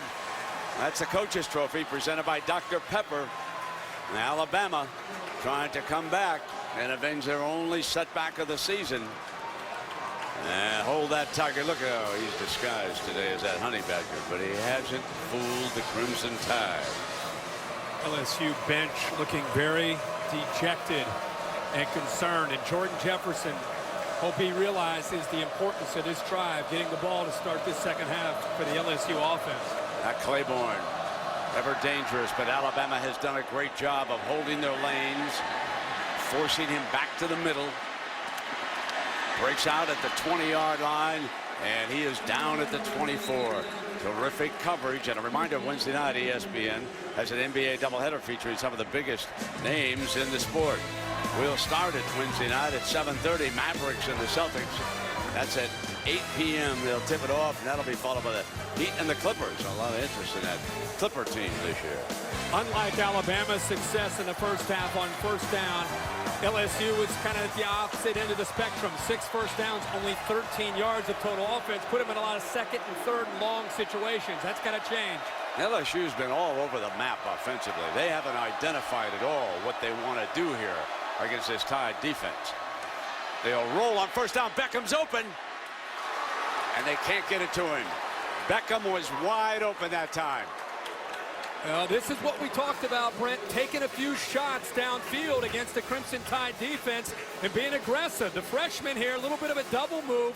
He gets behind Kirkpatrick, but Lester, sitting back there in cover 2, is in that area. He's supposed to take out a wide receiver. But I'll tell you what, the angle that he took there, if Beckham was able to undercut that and hold on to the football, he might have been able to escape Lester and get to the end zone. Now that Alabama defense licking its chops. They've got LSU in 2nd and 10 just where they want them. Going to fire again, and they've got it this time. They hook up, and Lester did not get there on Beckham. And that gives the LSU bench a spark. For the first time, a little life down there. Some applause and big completion for 19 yards. LSU's trying to attack right into this window right here. Kirkpatrick's going to slide up. Lester gets back. It provides a nice window right here where they're going to try to throw the football. And the fact that he didn't get anybody to slow him down, Kirkpatrick with his eyes to the inside of the offense made it pretty easy. And that was a nice throw that time by Jordan Jefferson. Kirkpatrick pushes to the line. And now they come back with a running play. And Gentry makes the stop for the Tide at the 45-yard line. So it's going to be 2nd down. But again, Alabama's defense winning first down here against LSU. Now Kenny Hilliard, the freshman. There have been 4 running backs used by the Tigers. Spencer Ware, Michael Ford, Alfred Blue, and Kenny Hilliard. Hilliard, the bigger of the backs.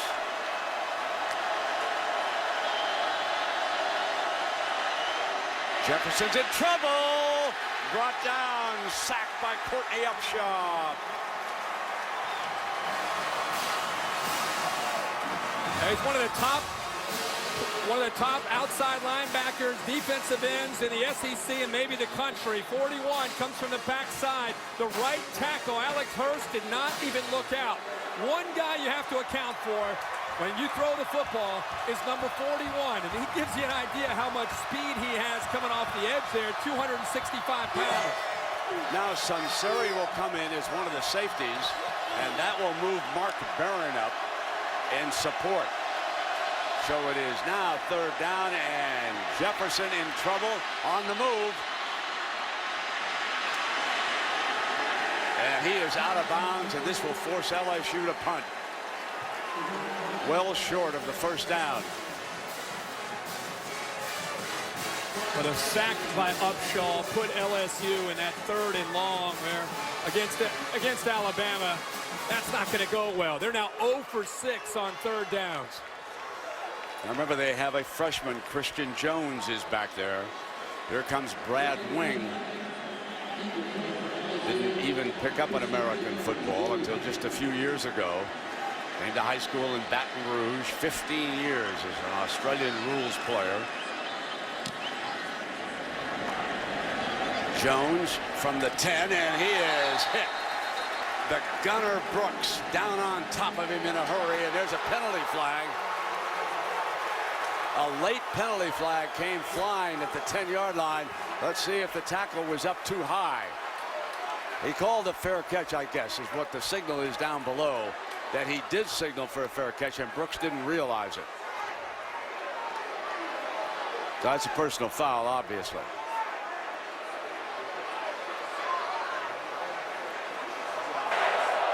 Personal foul. Unnecessary roughness.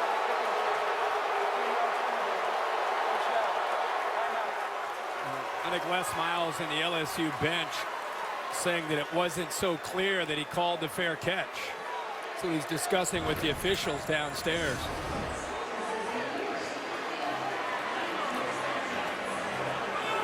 He clearly moved his right arm Oh, yeah, it's a fair to the catch. outside. There's no question about that. We'll be right back. The Allstate BCS National Championship is brought to you by Allstate, the only car insurance with a claim satisfaction guarantee. Discover Card. It pays to switch. It pays to discover. Chevrolet and their award-winning cars, trucks, and crossovers. And AT&T, an official sponsor of the Bowl Championship Series. Preservation Hall. If you like jazz, you love that location in New Orleans. Rogers Redding, who is in our booth, the national coordinator of the officials, said that that was a legal fair catch signal and that should have been respected. So it is first down and 10. A.J. McCarron and Alabama up by 4 field goals. McCarron gonna go deep. Caught at the 49-yard line. Kevin Norwood again has stepped up huge tonight. He did it in the first half when Mays went down, and it continues in the second half. A post corner. The ball is thrown perfectly by A.J. McCarron. I'll tell you, he's getting very comfortable with that route, throwing it early and putting it right over the shoulder of the receiver, away from the defender, to make some big plays for this offense. 24 yards for the sophomore from Mississippi. And they continue to throw the football on 1st and 10 against man-to-man coverage. McElwain has been thrown on first down all night long.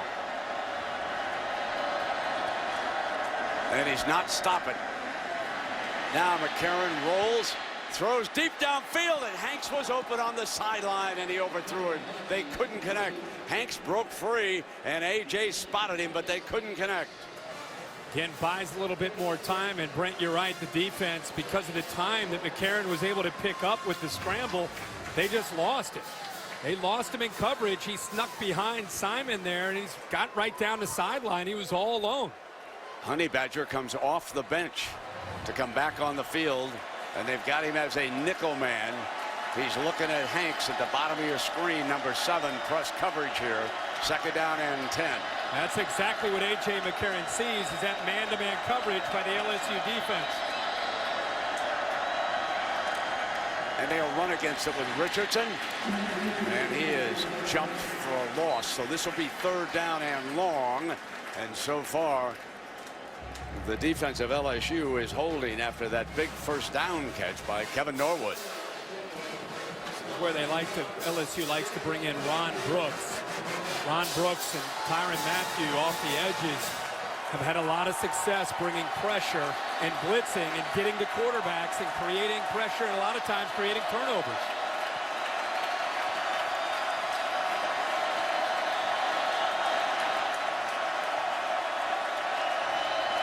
Third down and 11. Up over to Smelly, and Alabama is forced to punt. So the pressure was coming that time from Simon off the left side. Simon was coming in on McCarron. McCarron read it, saw him coming, hit Smelly there, but they're going to have to punt the ball. LSU defense gets to stop, gets the ball back to LSU. You start to think about this. If you're an LSU fan watching at home, Jordan Jefferson is in a funk so far in this game. Do they start to think about Jarrett Lee? Are they going to ride it all the way with Jordan Jefferson? Here's the first thing they're thinking about. Can the Honey Badger give him a punt return? Can he ignite this team? He's standing back on the 10. Mandel is the punter. Will they even give him a chance? Fair catch, and it hits the player, that's Kirkpatrick, had the coverage. He was the gunner. And had he stayed on the other side of the goal line, he might have stopped it inside the 5. Honey Badger did a good job that time of signaling for the fair catch late. Kirkpatrick loses it. He was so intent on number 7, and it'll come out to the 20.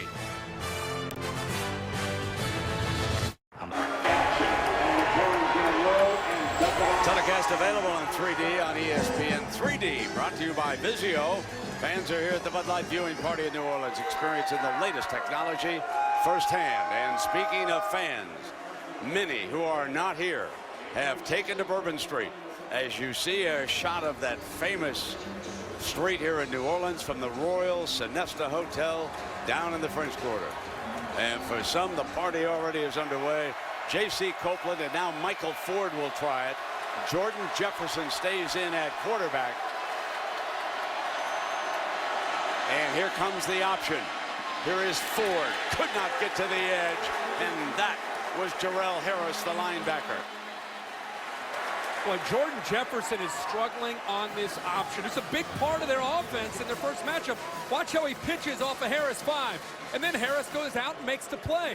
When you're attacking a defensive end or an outside linebacker, make him completely commit to you. There's no way you can pitch off of a man, and then he runs down the line and makes the play on the back.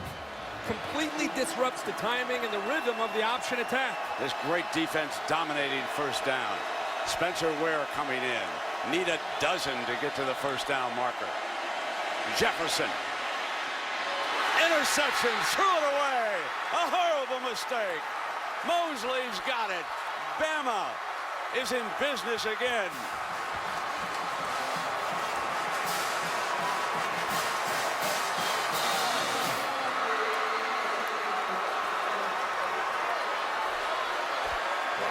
Well, tremendous play here, and again, LSU and Jordan Jefferson. He just throws the ball up, just trying to shovel pass here as he started to scramble.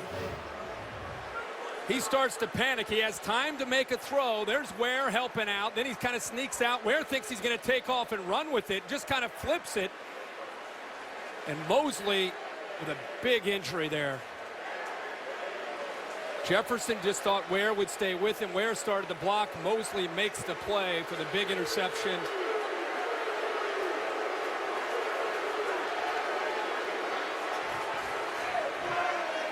So Mosley receiving medical treatment here.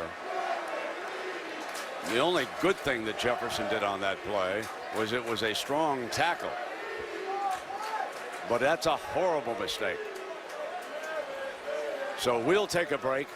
Alabama is in business on the LSU 27-yard line.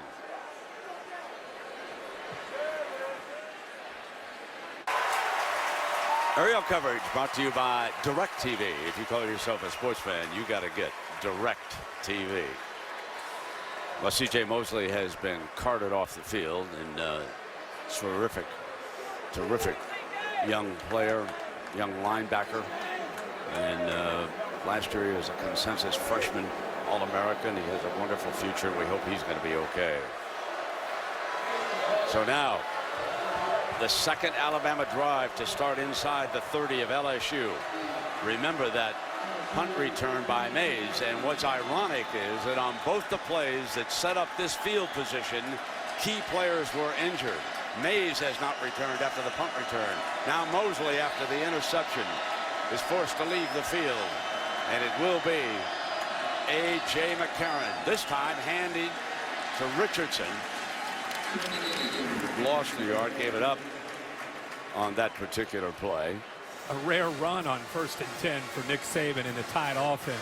Tried to catch him by surprise that time and gave up ground. And Les Miles has got to be thinking now, do I go to Jarrett Lee or do I stick with Jordan Jefferson?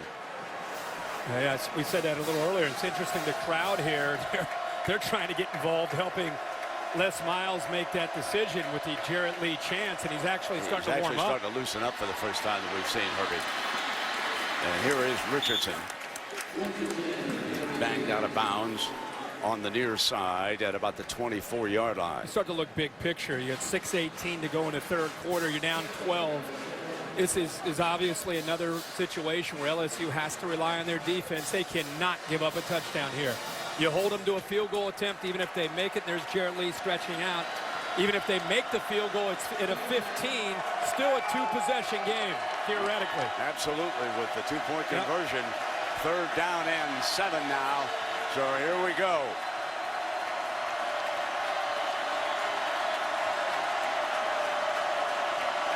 Needs to reach the 17-yard line. McCarron fires and miscommunication, incomplete. And here comes the one-man scoring gang for this game, Mr. Shelley. Jeremy Shelley is a junior from Raleigh, North Carolina. Talk about a young man who's having a redemptive night. That 42-yarder he missed, if you weren't with us, was blocked by a lineman. 23 was the first one to put him ahead. They've never been behind. This one from the left hash. Here comes a 41-yarder.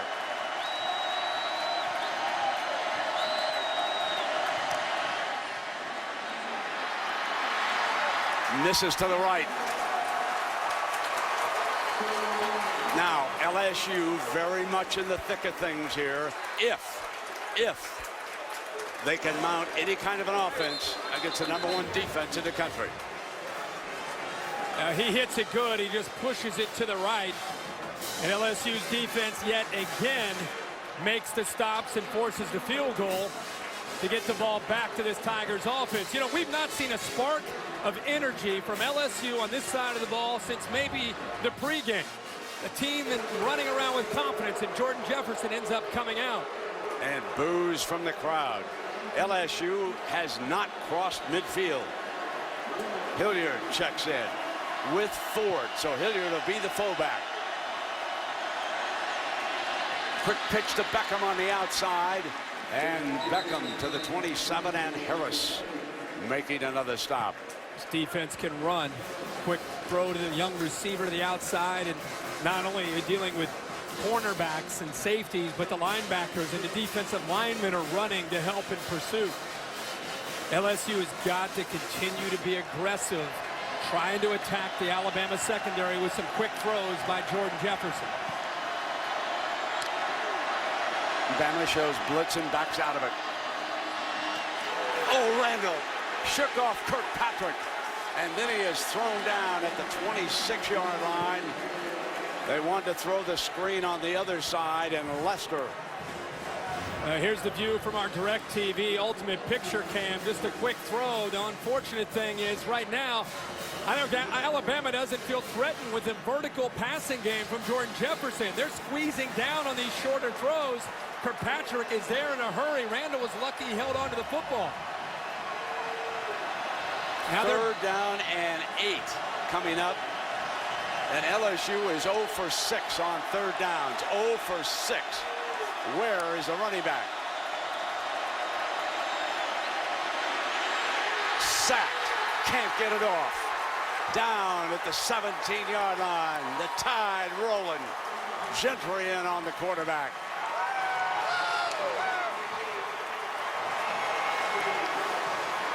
Jordan Jefferson a bit rattled here. Third down. He's got to think, I got to get the ball out of my hands in a hurry. And off to his left there, he actually had a receiver breaking free if he would have been ready to get rid of the football. Kadron Boone from the left coming over to the right.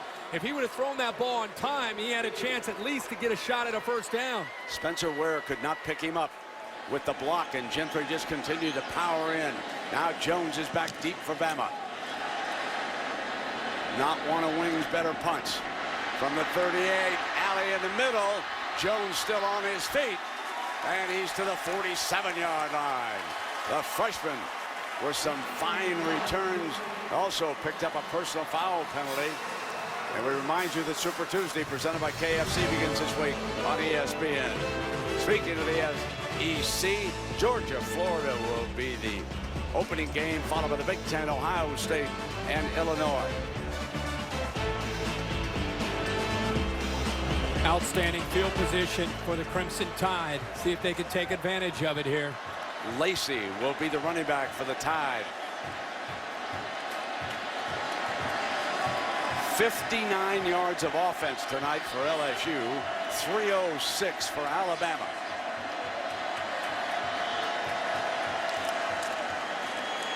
Lacey breaks to the second level, and a fine first down run, still moving the pile. That was some run by Eddie Lacy, the sophomore, as he just would not be stopped. And Alabama's got a first down at the 36. How nice is it to bring in your backup tailback to give you this kind of effort? Looks like he's down, and LSU's just trying to strip the ball, and by trying to strip the ball, you're not going to make a tackle. He just keeps moving that his legs and picks up that first down. Tremendous effort.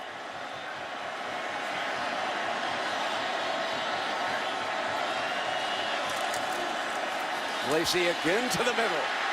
And again, he's breaking to the second level. This time to the 25 for another first down. Back-to-back tremendous power runs by Lacey. You wonder if the way this game is going is starting to take an effect on the LSU defense's psyche. He breaks through that potential arm tackle by Anthony Johnson. The true freshman defensive tackle had a shot at him, but he runs right through the arm tackle. And again, maybe fatigue, mental and physical fatigue potentially setting in on LSU. Gibson flanked out to the right. Now they bring Smelly over to the left side of the formation. And he'll come again with Lacey. Can't get the corner. Going to be throwing for a loss on that play. Mingo made the stop for the Tigers. Negative yardage on first down. They were able to set the edge that time. They did not give Eddie Lacy the corner. Pushed him back to the inside where the speed of the LSU defense was able to corral him. I mean, they've been moving A.J. McCarron when he has thrown the football. A lot of bootlegs, a lot of nakeds, moving away from potential pressure from LSU. Richardson is now the Alabama running back. He's a fine receiver. Norwood has been big tonight. Play action. McCarron fires middle to the 1-yard line. Incomplete. It's being waved off by the field judge. Field judge came quickly up. Gibson was the intended receiver. Boy, what a huge play that Eric Reed made in the first matchup between these teams. And this time, he is able to dislodge this football. And I think it comes down right towards the end, right before he gets to the ground. The impact from Reed on Gibson, he's able to separate him from that ball. Scott Gaines, the field judge from the Big 12, was right there. And Eric Reed may have been shaken up a little bit. Eric Reed made the biggest play of this football season. Now he comes up with another one, as Herbie told you. Here's your third down and 10. And a timeout is called by Alabama. And A.J. McCarron's not happy about it. 30-second timeout. So we're going to take you back to the play that Herbie mentioned. Tuscaloosa on November 5th. Mays from the Wildcat fires to Williams, but it was Reed who took it away on the 1-yard line for the interception. Now, Herbie, tell everybody why he was there. It's amazing. Brandon Gibson runs the wrong route to bring him over to the play. He comes off of man-to-man coverage on Gibson. The ball thrown by Mays is fluttering, and he has time to be able to adjust back and be able to make the play of the year for the Tigers defense. And who knows about tonight? Yeah, this could end up being, again, there's Gibson involved in the play. Reed's there, able to get him away from that football. It was a big, big hit there by Eric Reed. And the Tide faces a third down and 10. Richardson stays on the field. Norwood, who's been a target, will come to the slot on the right. The Honey Badger, the nickel man, is looking at Norwood. Third down and 10. Smelly goes to that side. In trouble. Shakes it. McCarron dives. And here comes that man, Jeremy Shelley again. So impressed with A.J. McCarron. This year is a first-year starter taking over for Greg McElroy. You waited for the moment that he might have. Look at this effort here. where he might just grow up and this team starts to become his. Tonight, this is the first time I've watched him play all year where he just seems to be able to come up with answers. And this may not seem like a huge play, but the fact he was able to scramble up there and get a few yards gives him, again, a chance here for another field goal attempt. So here is a 45-yarder. It has been a little bit out of his comfort zone at times. I'm going to officially say it's a 44-yarder. McCarron puts it down for him, and he bangs on it. Got it! A 44-yarder for Jeremy Shelley. That's a career long. A career long puts Bama up 15-0. And now the heat is really on LSU. Talk about how when you're a kicker, I think it has so much to do with your mindset and your confidence. And right now, with all these kicks that Shelley's been able to make, I think he's approaching these kicks with a different edge about him and a different approach as he gets a chance. And Nick Saban has worked so hard on these kickers in their preparation after what happened in the first matchup and trying to keep them confident. I'm going to go to you. Did it earlier with Cade Foster tonight, and Shelley's been able to step up and make some plays for him. Well, he took over from an All-American, Lee Tiffin. And certainly Shelley has handled most of the field goals for Coach Saban inside the 40. But tonight, Coach had confidence in him, and he steps up big for Alabama. And it's 15-0 right now. Cade Foster will put the ball on the tee. And I want you to watch this coverage by this Alabama kickoff team. They have swallowed Claiborne so far tonight. He's back there with Ron Brooks. This is a well-coached football team from Tuscaloosa.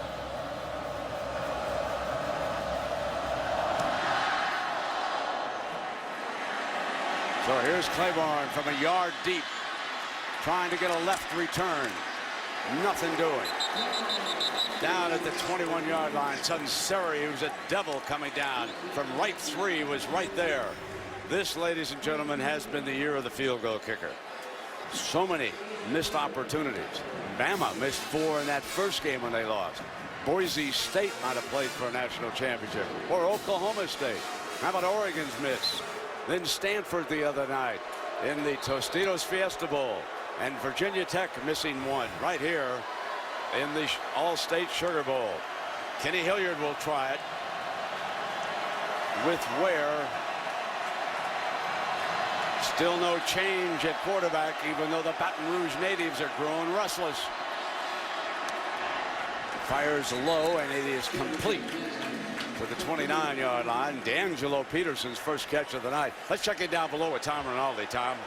Well, Brent, after that field goal was successfully made, A.J. McCarron, the quarterback, and the holder on their field goals limped off the field. He's being treated medically. His right leg being rubbed down right now. We'll have to keep an eye on that as we head into the 4th quarter. Yeah, he's telling everybody that he's all right there, Tom, on the bench, but we will. Nick Saban went right up to him as he came off. 1 quarter left for Jordan Jefferson. The sands of time running out in New Orleans.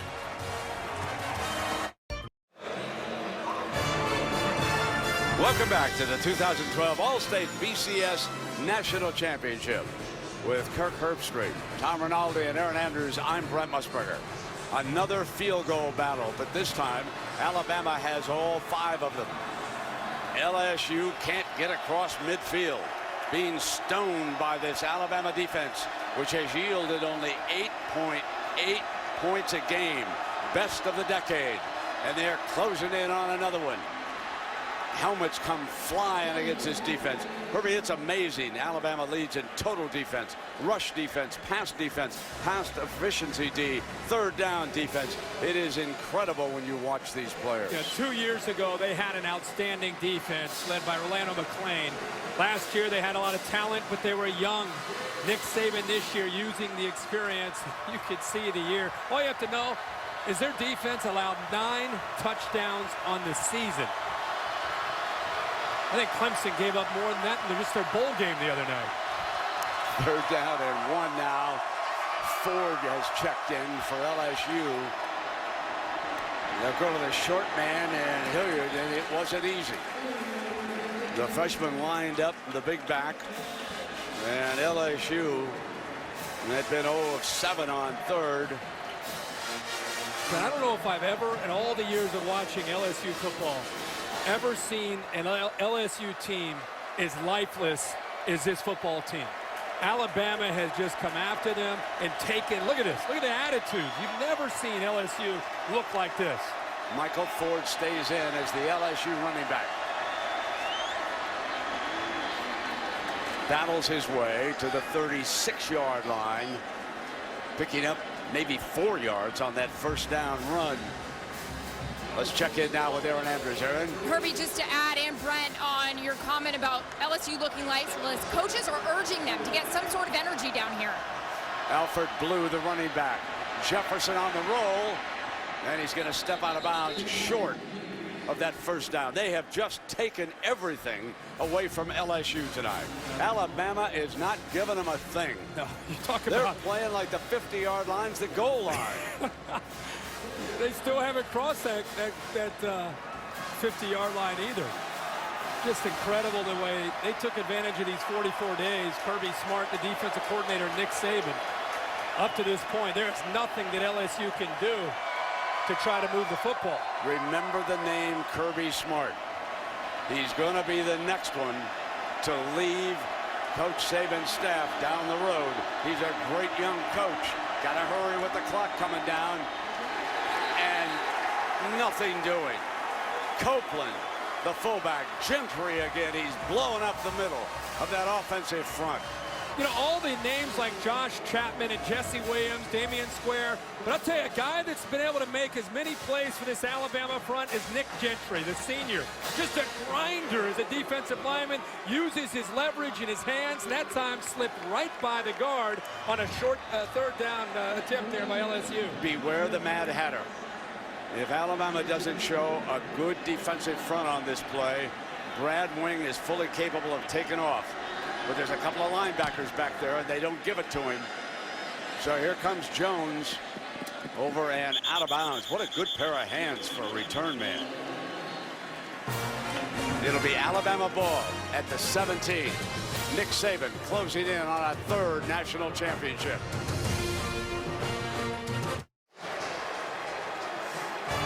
Aerial coverage brought to you by DirecTV. If you call yourself a sports fan, you got to get DirecTV.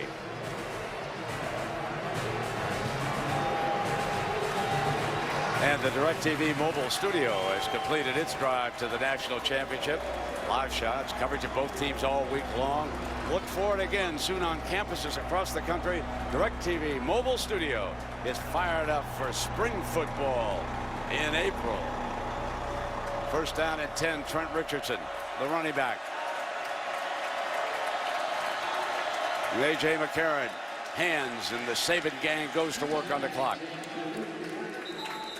Well, A.J. McCarron tonight has done a lot of things under center as a quarterback, but tonight, let's take a look at tonight's good hands play brought to you by Allstate, and it's him as a holder. I mean, he's had 5 different occasions where he's out there trying to make sure kickers are so finicky. Jeremy Shelley wants that perfect hold, and he's been able to provide that for him. So McCarron getting it done on special teams as a holder and obviously leading this team as a quarterback. 2nd and 8.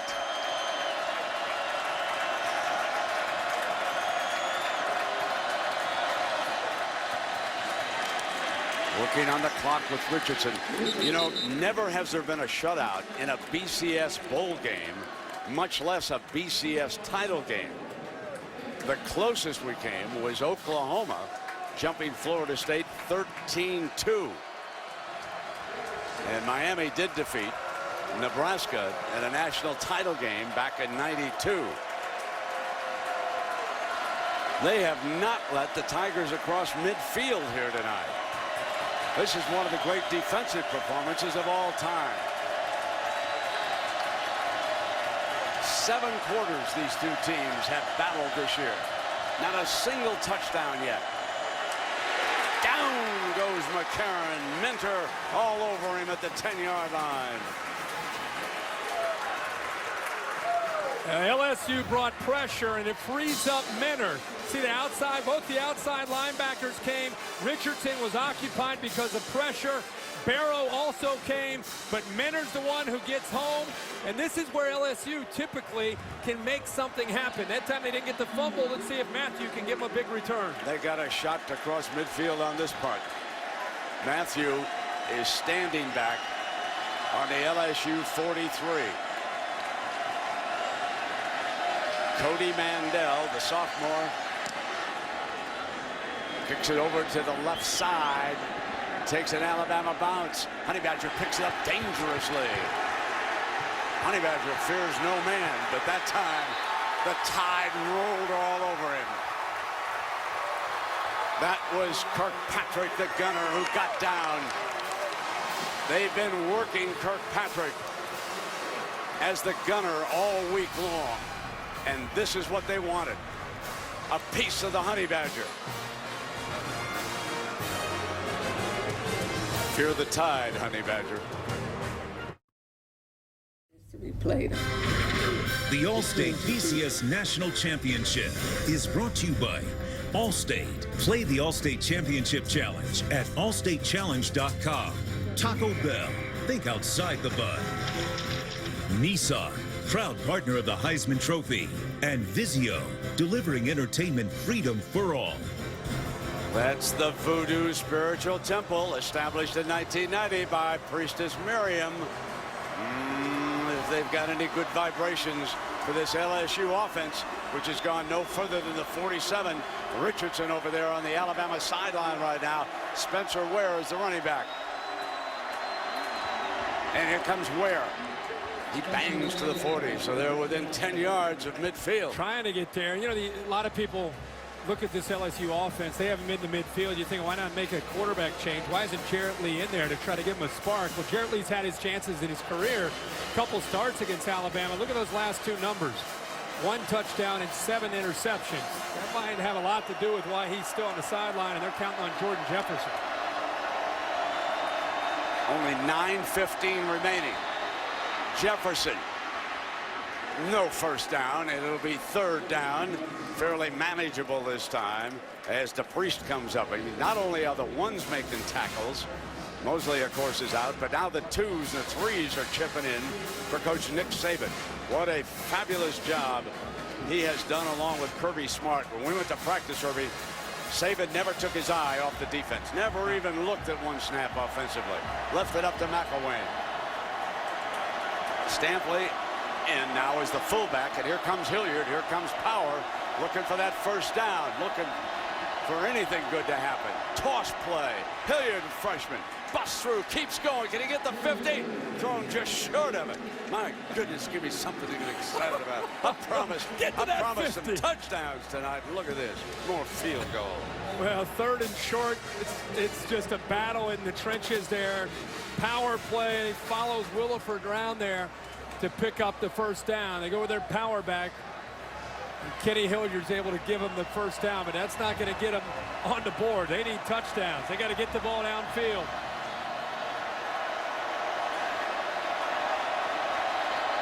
Here comes pressure picked up.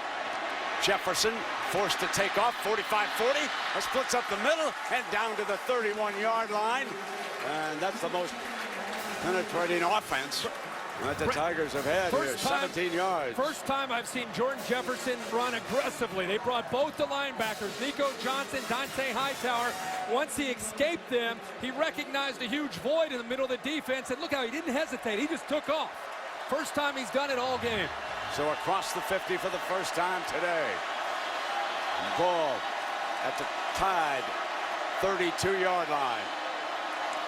Running the option. Didn't run it decisively. Pitch to the man who's stretched out of bounds. All year, you've seen Jordan Jefferson run the option from the shotgun. Well, tonight he's run some from under center. Here's our view from the DirecTV Ultimate Picture Cam. Again, he attacks Harris, but Harris is involved in being able to make the tackle. Also a great job by Daquan Menzie getting off the block attempt that time by Ruben Randall to get involved as well. option has not worked for LSU tonight. Spencer Ware. He's the running back.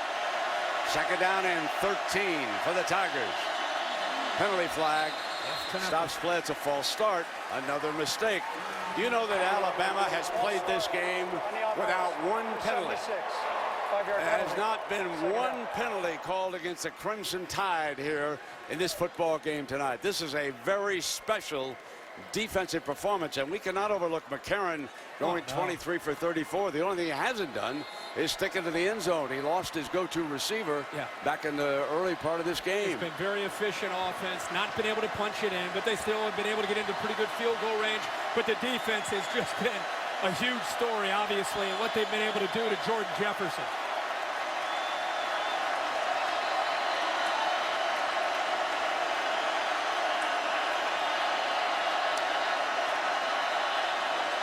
Jefferson back. Incomplete. And Jefferson's complaining that his receiver was pulled down on the play. Well, Brent, it was a tremendous effort actually by Nick Gentry, the backup nose guard who was in there. Watch him get around the block. He gets a hand there on Spencer Ware. Spencer Ware behind the line of scrimmage there, trying to set up the screen, and Gentry sniffs it out there. Third down from the 40-yard line. There obviously had to be an offensive player, or we'd have had intentional grounding called. So on third down, Jefferson wings it deep, incomplete. Pressure was coming again. Young Sinceri was on the field, and the pass was to Jarvis Landry, the freshman. Sinceri off the left edge, a true freshman. He's playing high school football last year as a linebacker. He gets the pressure on Jordan Jefferson. If he would have had a little bit more time, he had his own true freshman, Jarvis Landry, one-on-one against Menzie, and he had a step on him. Just didn't have enough time to make the accurate throw. Sinceri's brother, the quarterback at Pittsburgh. Fourth down. Fourth down and going. That could be a fumble. Hightower got in on him. Dante Hightower ripped it loose. That's a fumble. Turn it over. Look at the Tide. Celebrating now. 6-15, up 15, dominating with this defense.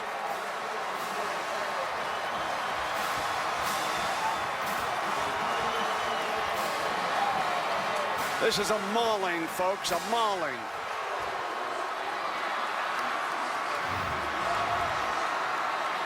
Number 30, one of the great linebackers. He'll play a long time in the National Football League. Rips it loose. A teammate falls on it. And I believe it was Gentry, who's had a whale of a game, who's able to get his body over on the football for Nick Saban.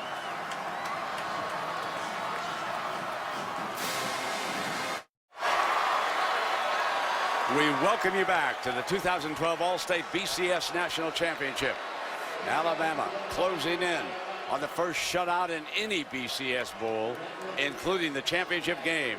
And the young man, Gentry, fell on that fumble. There's Dante Hightower. He was a lot finalist this year. Simply one of the great all-around football players on this Alabama team, and a gentleman off. First down and 10. Richardson on a bit of a delay.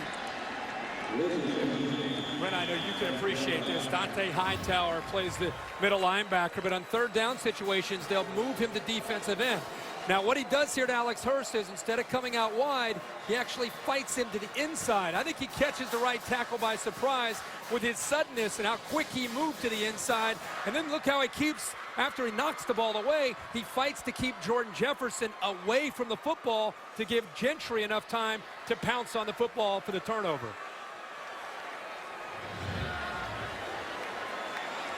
Now there is the young man sitting on the bench.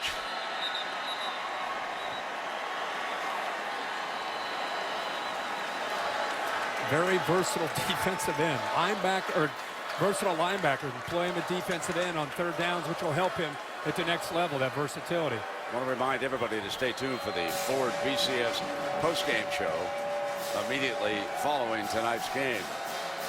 So second down. Alabama working on the clock now, leading by 15 points.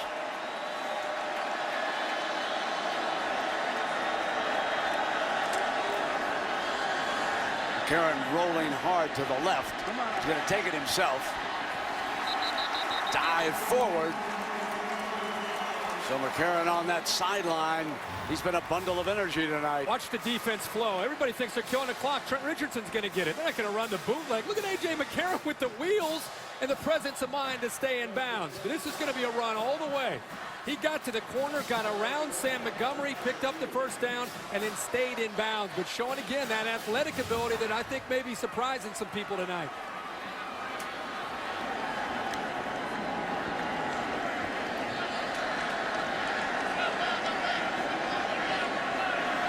So A.J. McCarron, only a sophomore.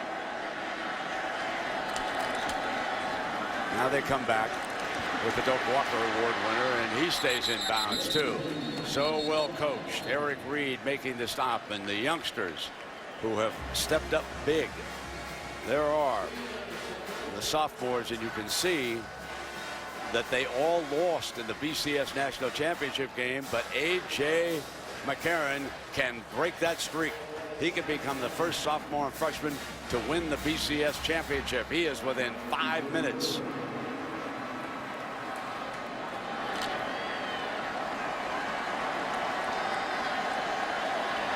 DeAndrew White, one of the wide receivers, is now out to the right.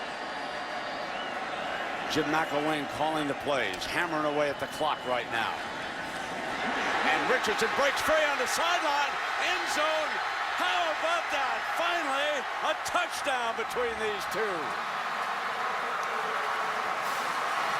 The 8th quarter of warfare between Alabama and LSU, and Bama scores on a 34-yard touchdown run by the Doak Walker Award winner, Trent Richardson, who broke a lot of Emmett Smith's records back in Pensacola, Florida, and he surely will head for the National Football League next season.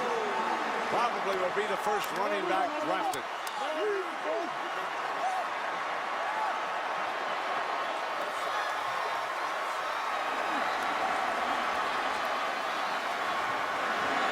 Buddy Shelley hits the right upright, no good. We had to have a missed extra point, right, with a touchdown. We had to have something. Look at this. Somebody's going to see the score tomorrow and think, oh, there are 3 touchdowns scored. How about that? There is Ingram. Of course, Richardson backed him up for a couple of years on Ingram's way to a Heisman Trophy. Well, the left side of the offensive line just blew LSU off the ball, sealed the edge, and number 3 finally gets to the outside with some running room. Bang!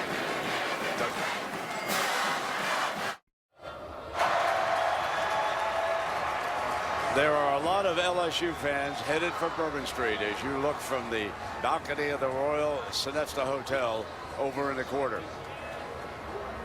There are all kinds of empty seats. They do not want to see the awarding of the trophy to one of their arch rivals.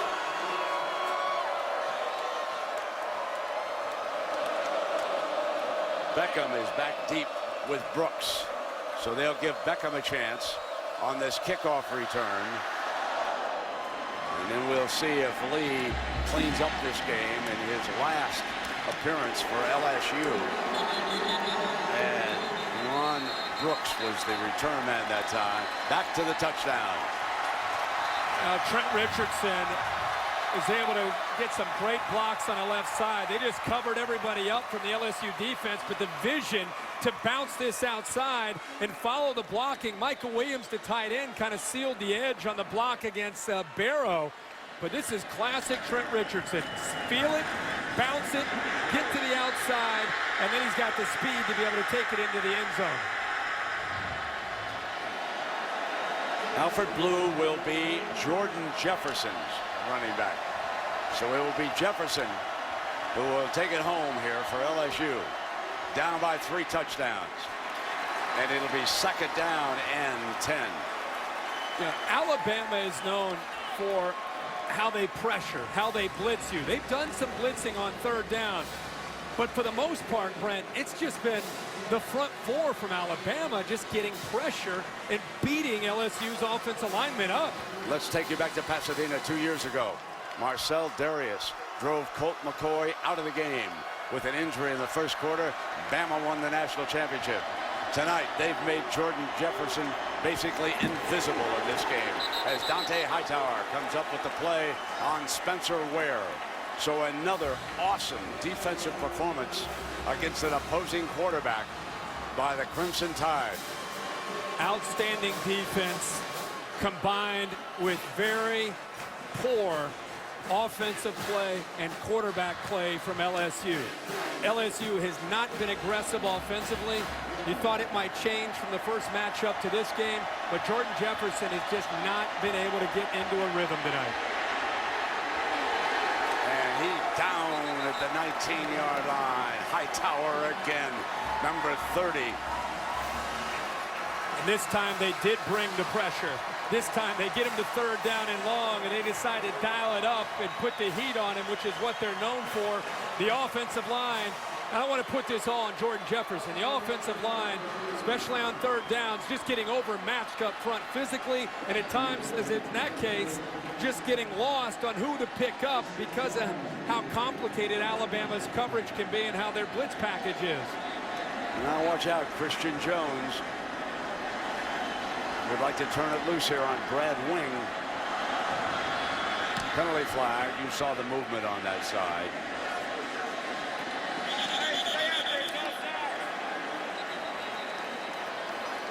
Even the kicking game has gone sour on LSU.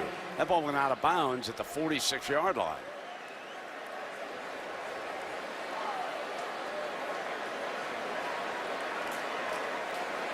Offside on the defense, number 91. 5-yard penalty. Replay, fourth down. That's the first penalty of the night, and Nick Saban was not happy about it. The perfectionist. Leading 21-0. 2:58, had the ball near the middle of the field, could have perhaps crushed the clock, and instead they've got to do it again and give Wing a second chance. 24/7 football coach.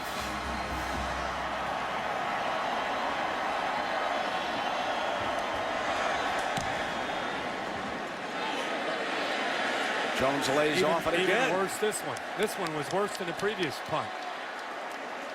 Close to midfield.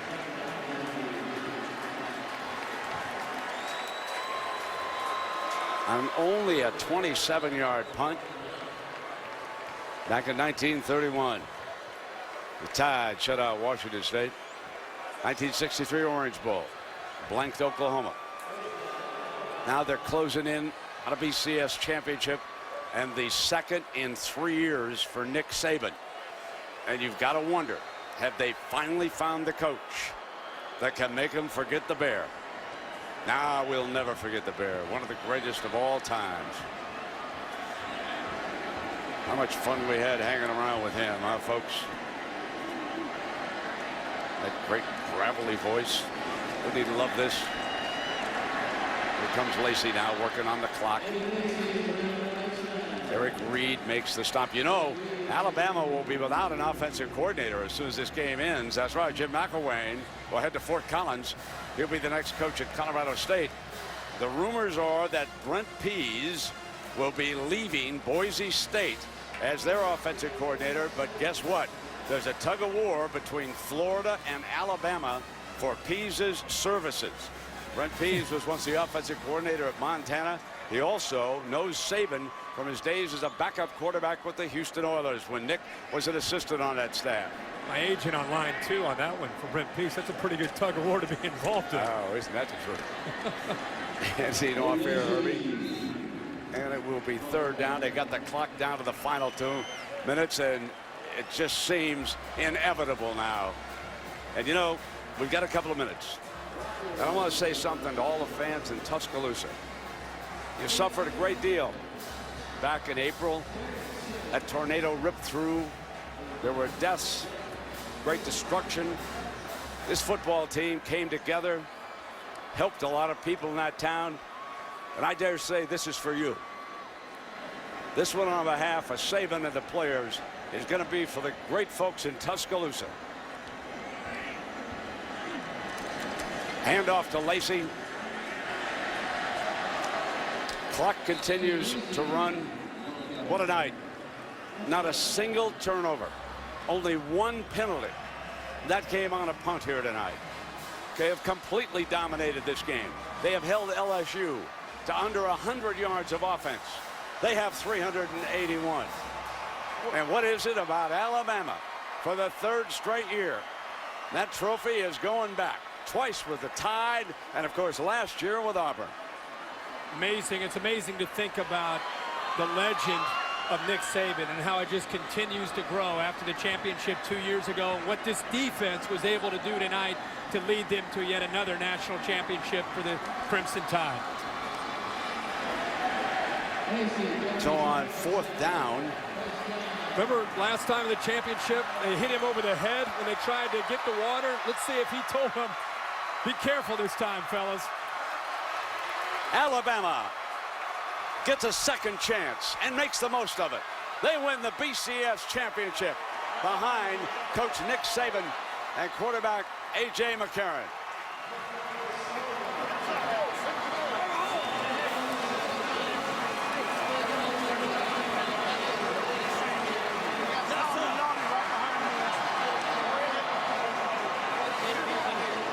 If it hadn't been so decisive, you would wonder if the Associated Press would vote LSU #1. But after what they've seen here tonight, there is no way that anybody can vote a team better than what we looked at with the Crimson Tide.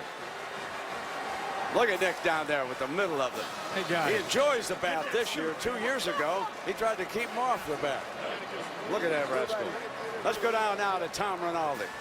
Thanks very much. Before I get to the defensive effort and performance, you saw the Gatorade shower this time. You reacted a little differently. What'd you do? I loved it. I loved it. How would you describe the effort of your defense in this game? Well, I think it was a great team win. I think our defense did a great job, and I'm telling you what, our offense controlled the momentum and the tempo of this game from start to finish. Did a great job on special teams. That's just a great team win. Every guy here, every fan that we have, every supporter in our program, this is great for Alabama. What was the difference in A.J. McCarron tonight?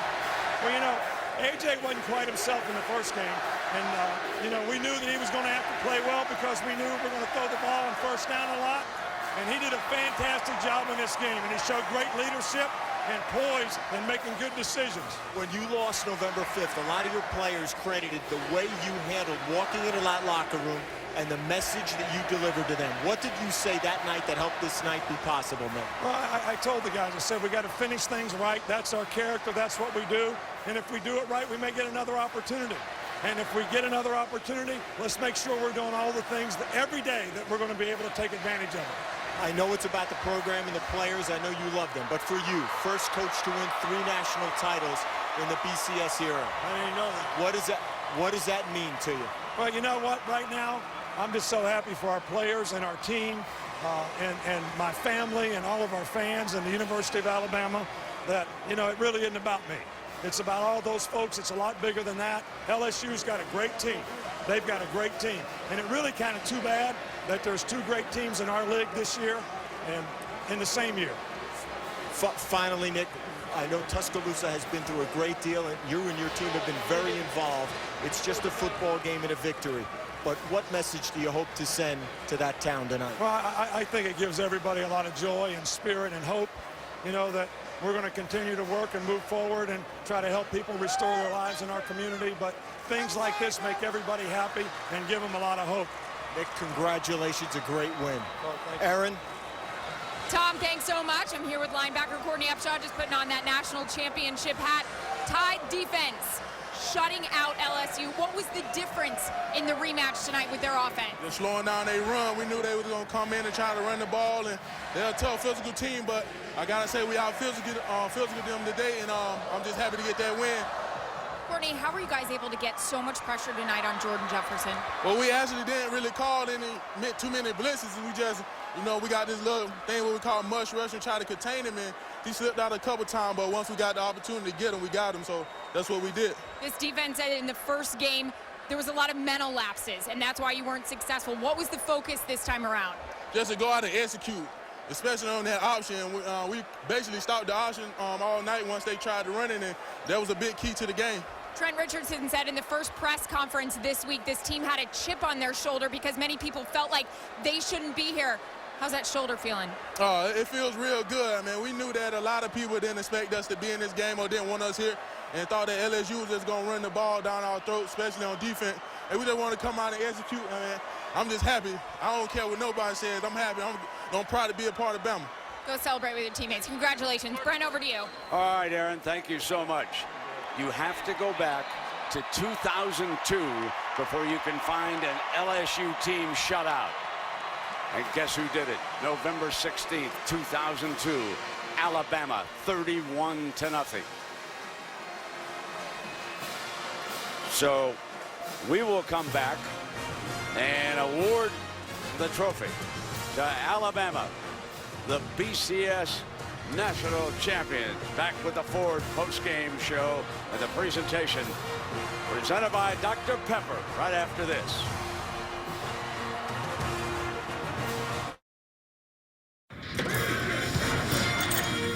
Welcome to the Ford BCS postgame show. The Gatorade bath for the winning coach, Nick Saban. 2 BCS championships within the last 3 years. And another trophy will be headed to Tuscaloosa as we go down below to John Saunders. John? Well, Brent, thanks a lot. We're here once again. Seems like we just did this a couple of years ago. First of all, we should say congratulations to Les Miles and LSU on a terrific college football season. But now it's time to celebrate the Crimson Tide of Alabama. Let's bring in the head coach. Nick Saban still coaching. He's still orchestrating his team, trying to get the right people on the stage. Nick, if you could please come up. We'll talk to you in a moment, but first of all, Bill Hancock, who is the commissioner of the BCS, and we first would like to say thank you from Allstate for putting on another terrific national championship game. Would like to present you with the coach's trophy presented by Dr. Pepper. Thank you, John. Coach, first of all, on behalf of the conferences and institutions that manage the BCS, I want to congratulate both of these fine teams for their effort tonight and all during the season. And now it's my honor to present, on behalf of the American Football Coaches Association, the coach's trophy presented by Dr. Pepper to Coach Nick Saban and the Alabama Crimson Tide.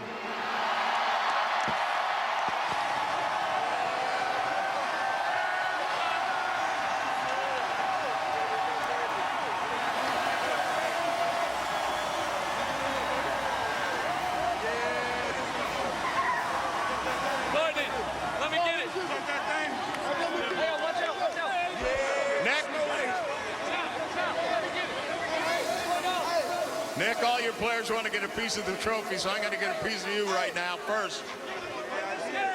You're the first coach in BCS history to win 3 of these titles, to lift that trophy 3 times. I know what that must mean to you, and I know you'd rather talk about what it means to your players, but I saw a piece we did with you on ESPN about your dad, and about him passing away when you were a young coach. If you can, talk for a moment about what it would mean to your father right now to know that his young son has won 3 national championships. Well, I think my father would be proud of the players. That's what I think. And, you know, and all of our fans, our administration at the University of Alabama, Dr. Witt, Mal Moore, every player who worked so hard, made a commitment and bought in, our great fans who have supported us all year long. I mean, that's what my dad would feel great about.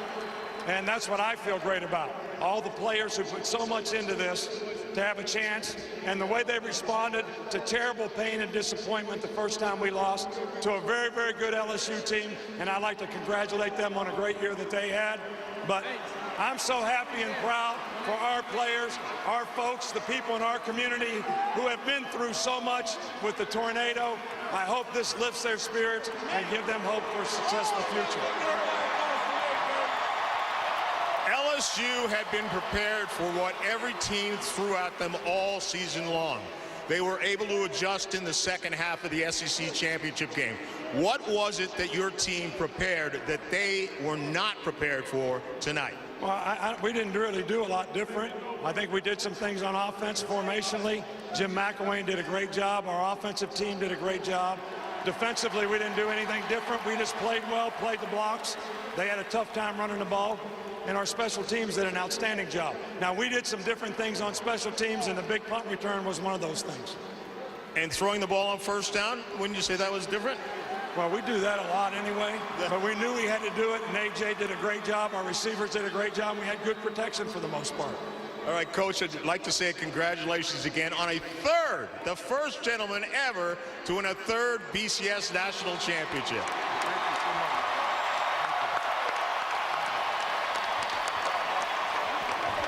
And now it's time to hand out the offensive and defensive MVP awards. First of all, the offensive award.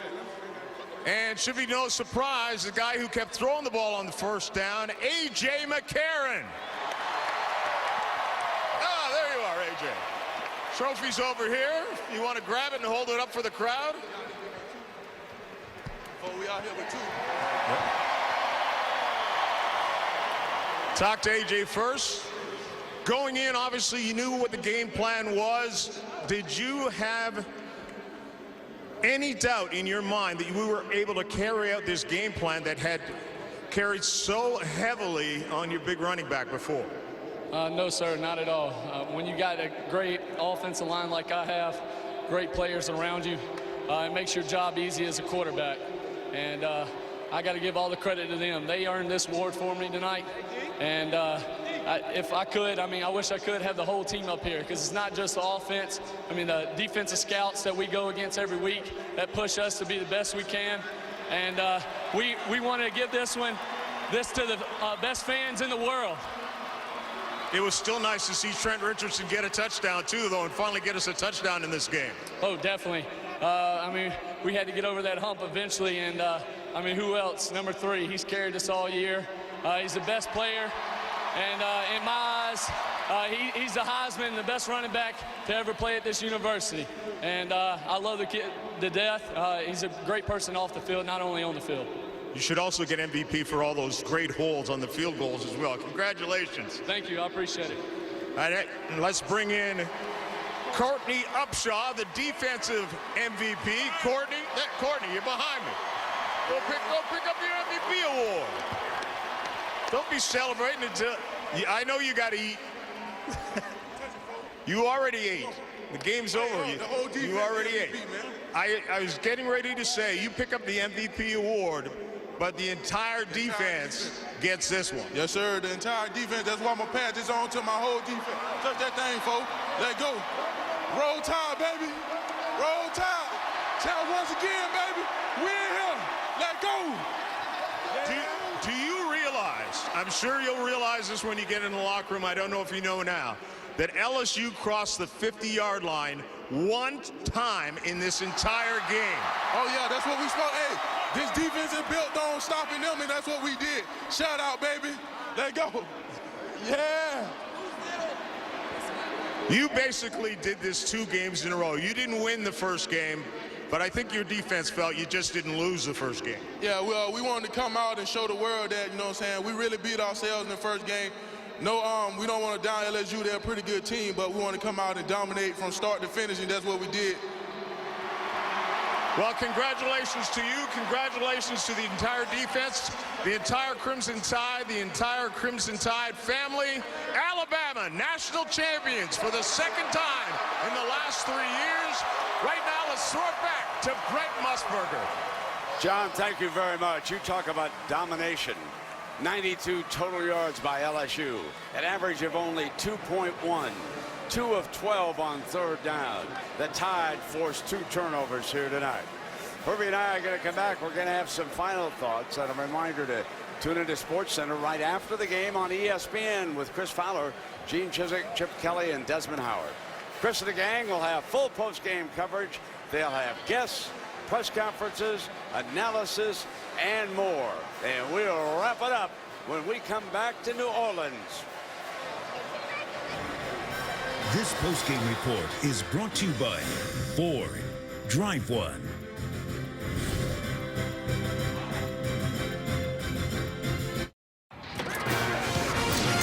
Welcome back to the Ford BCS post-game show. For the SEC, this was the easiest one of them all.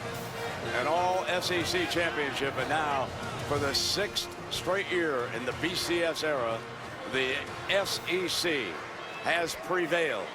Alabama for the 2nd time in 3 years. We also have been Auburn a year ago, Florida a couple of times in 2006 and 2008 under Urban, and in 2007 it was LSU. Let's go down below now to Aaron Andrews with Coach Les Miles of LSU. Brent, thanks so much. Coach, thank you for making time. I know you're just in there with your team. What was your message to them? They're in pain. Certainly it's not something that they wanted to endure in their last contest as a very quality team.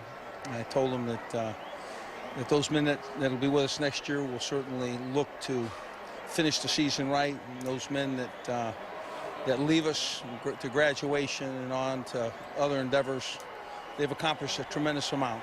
You know, they're conference champions, Western Division champions, numerous individual awards. They've represented this institution extremely well, fought through adversity, and no matter how hard this is, they've accomplished a lot. Offense just was never able to get it going. What was the biggest problem? We just couldn't sustain any consistency. The opportunity at first downs really were taken for granted, and until which time we weren't getting them, and you know, then the calls became, you know, much more difficult. As you know, there will be a ton of second guessing tomorrow, tonight. Many people calling for Jarrett Lee in the stands. What was the reason behind not putting him in tonight? Well, we felt like with Jordan Jefferson's feet and ability to move, get out of the rush, that it was fair that he finish.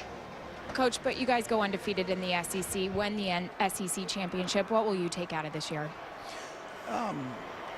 Well, certainly a lot was accomplished. It was a tremendously strong year for, you know, in any regard. The back end, boy, we wanted to finish this one.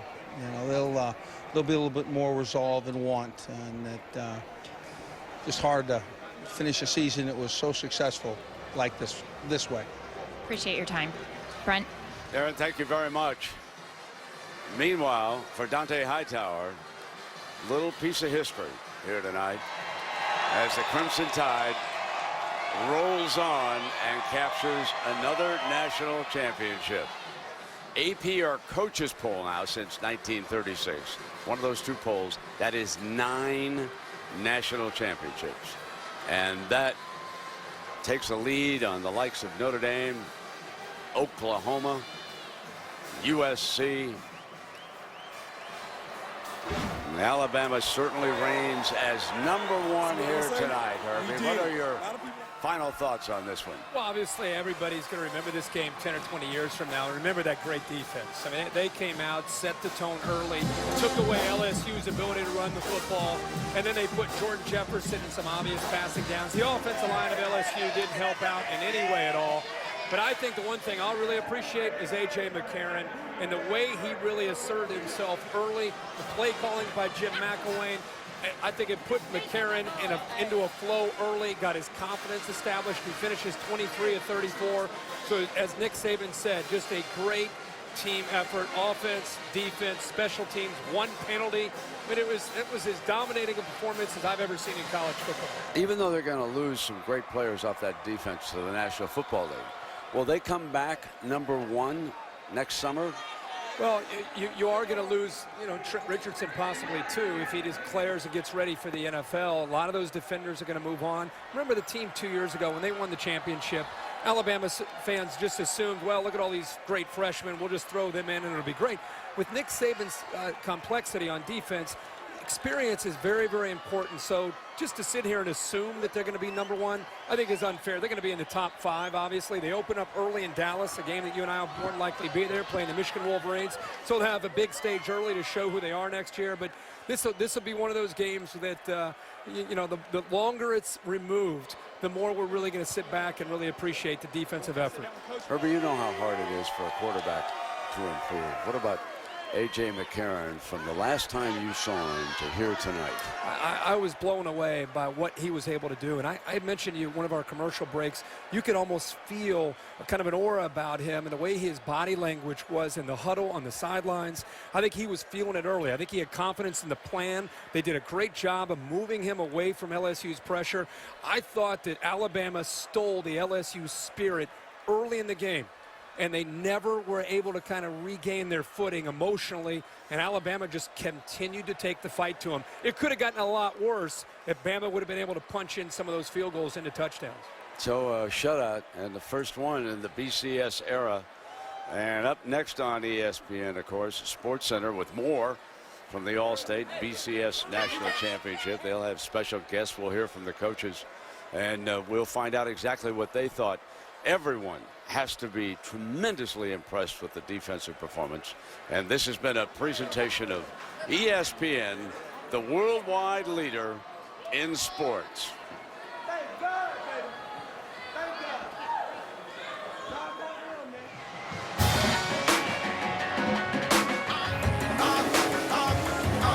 Ever since I was a kid, I've been dreaming about this. First day of practice, I was thinking about this. Picture on the news, yeah, they see about this.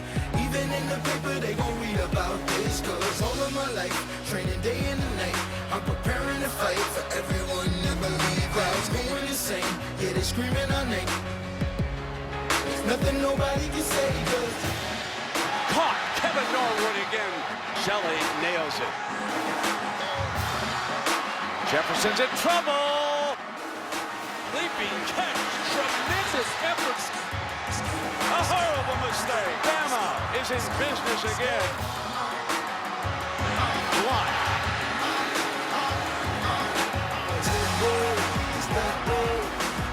it's the day that I have always dreamed of forever. When you call me the champ of the world. I can raise my hands, I can scream out the best in the world. Whole world, all my blood, sweat, and crime was all for this time. Our director, Derek Mobley, our producer, Bill Bunnell, our stage manager, Jacqueline Jameson. Thanks to everybody who contributed here tonight. The champions of the college football world, the Alabama Crimson Tide. Until we gather again a year from now in South Florida for the Discover BCS National Championship. So long, everybody.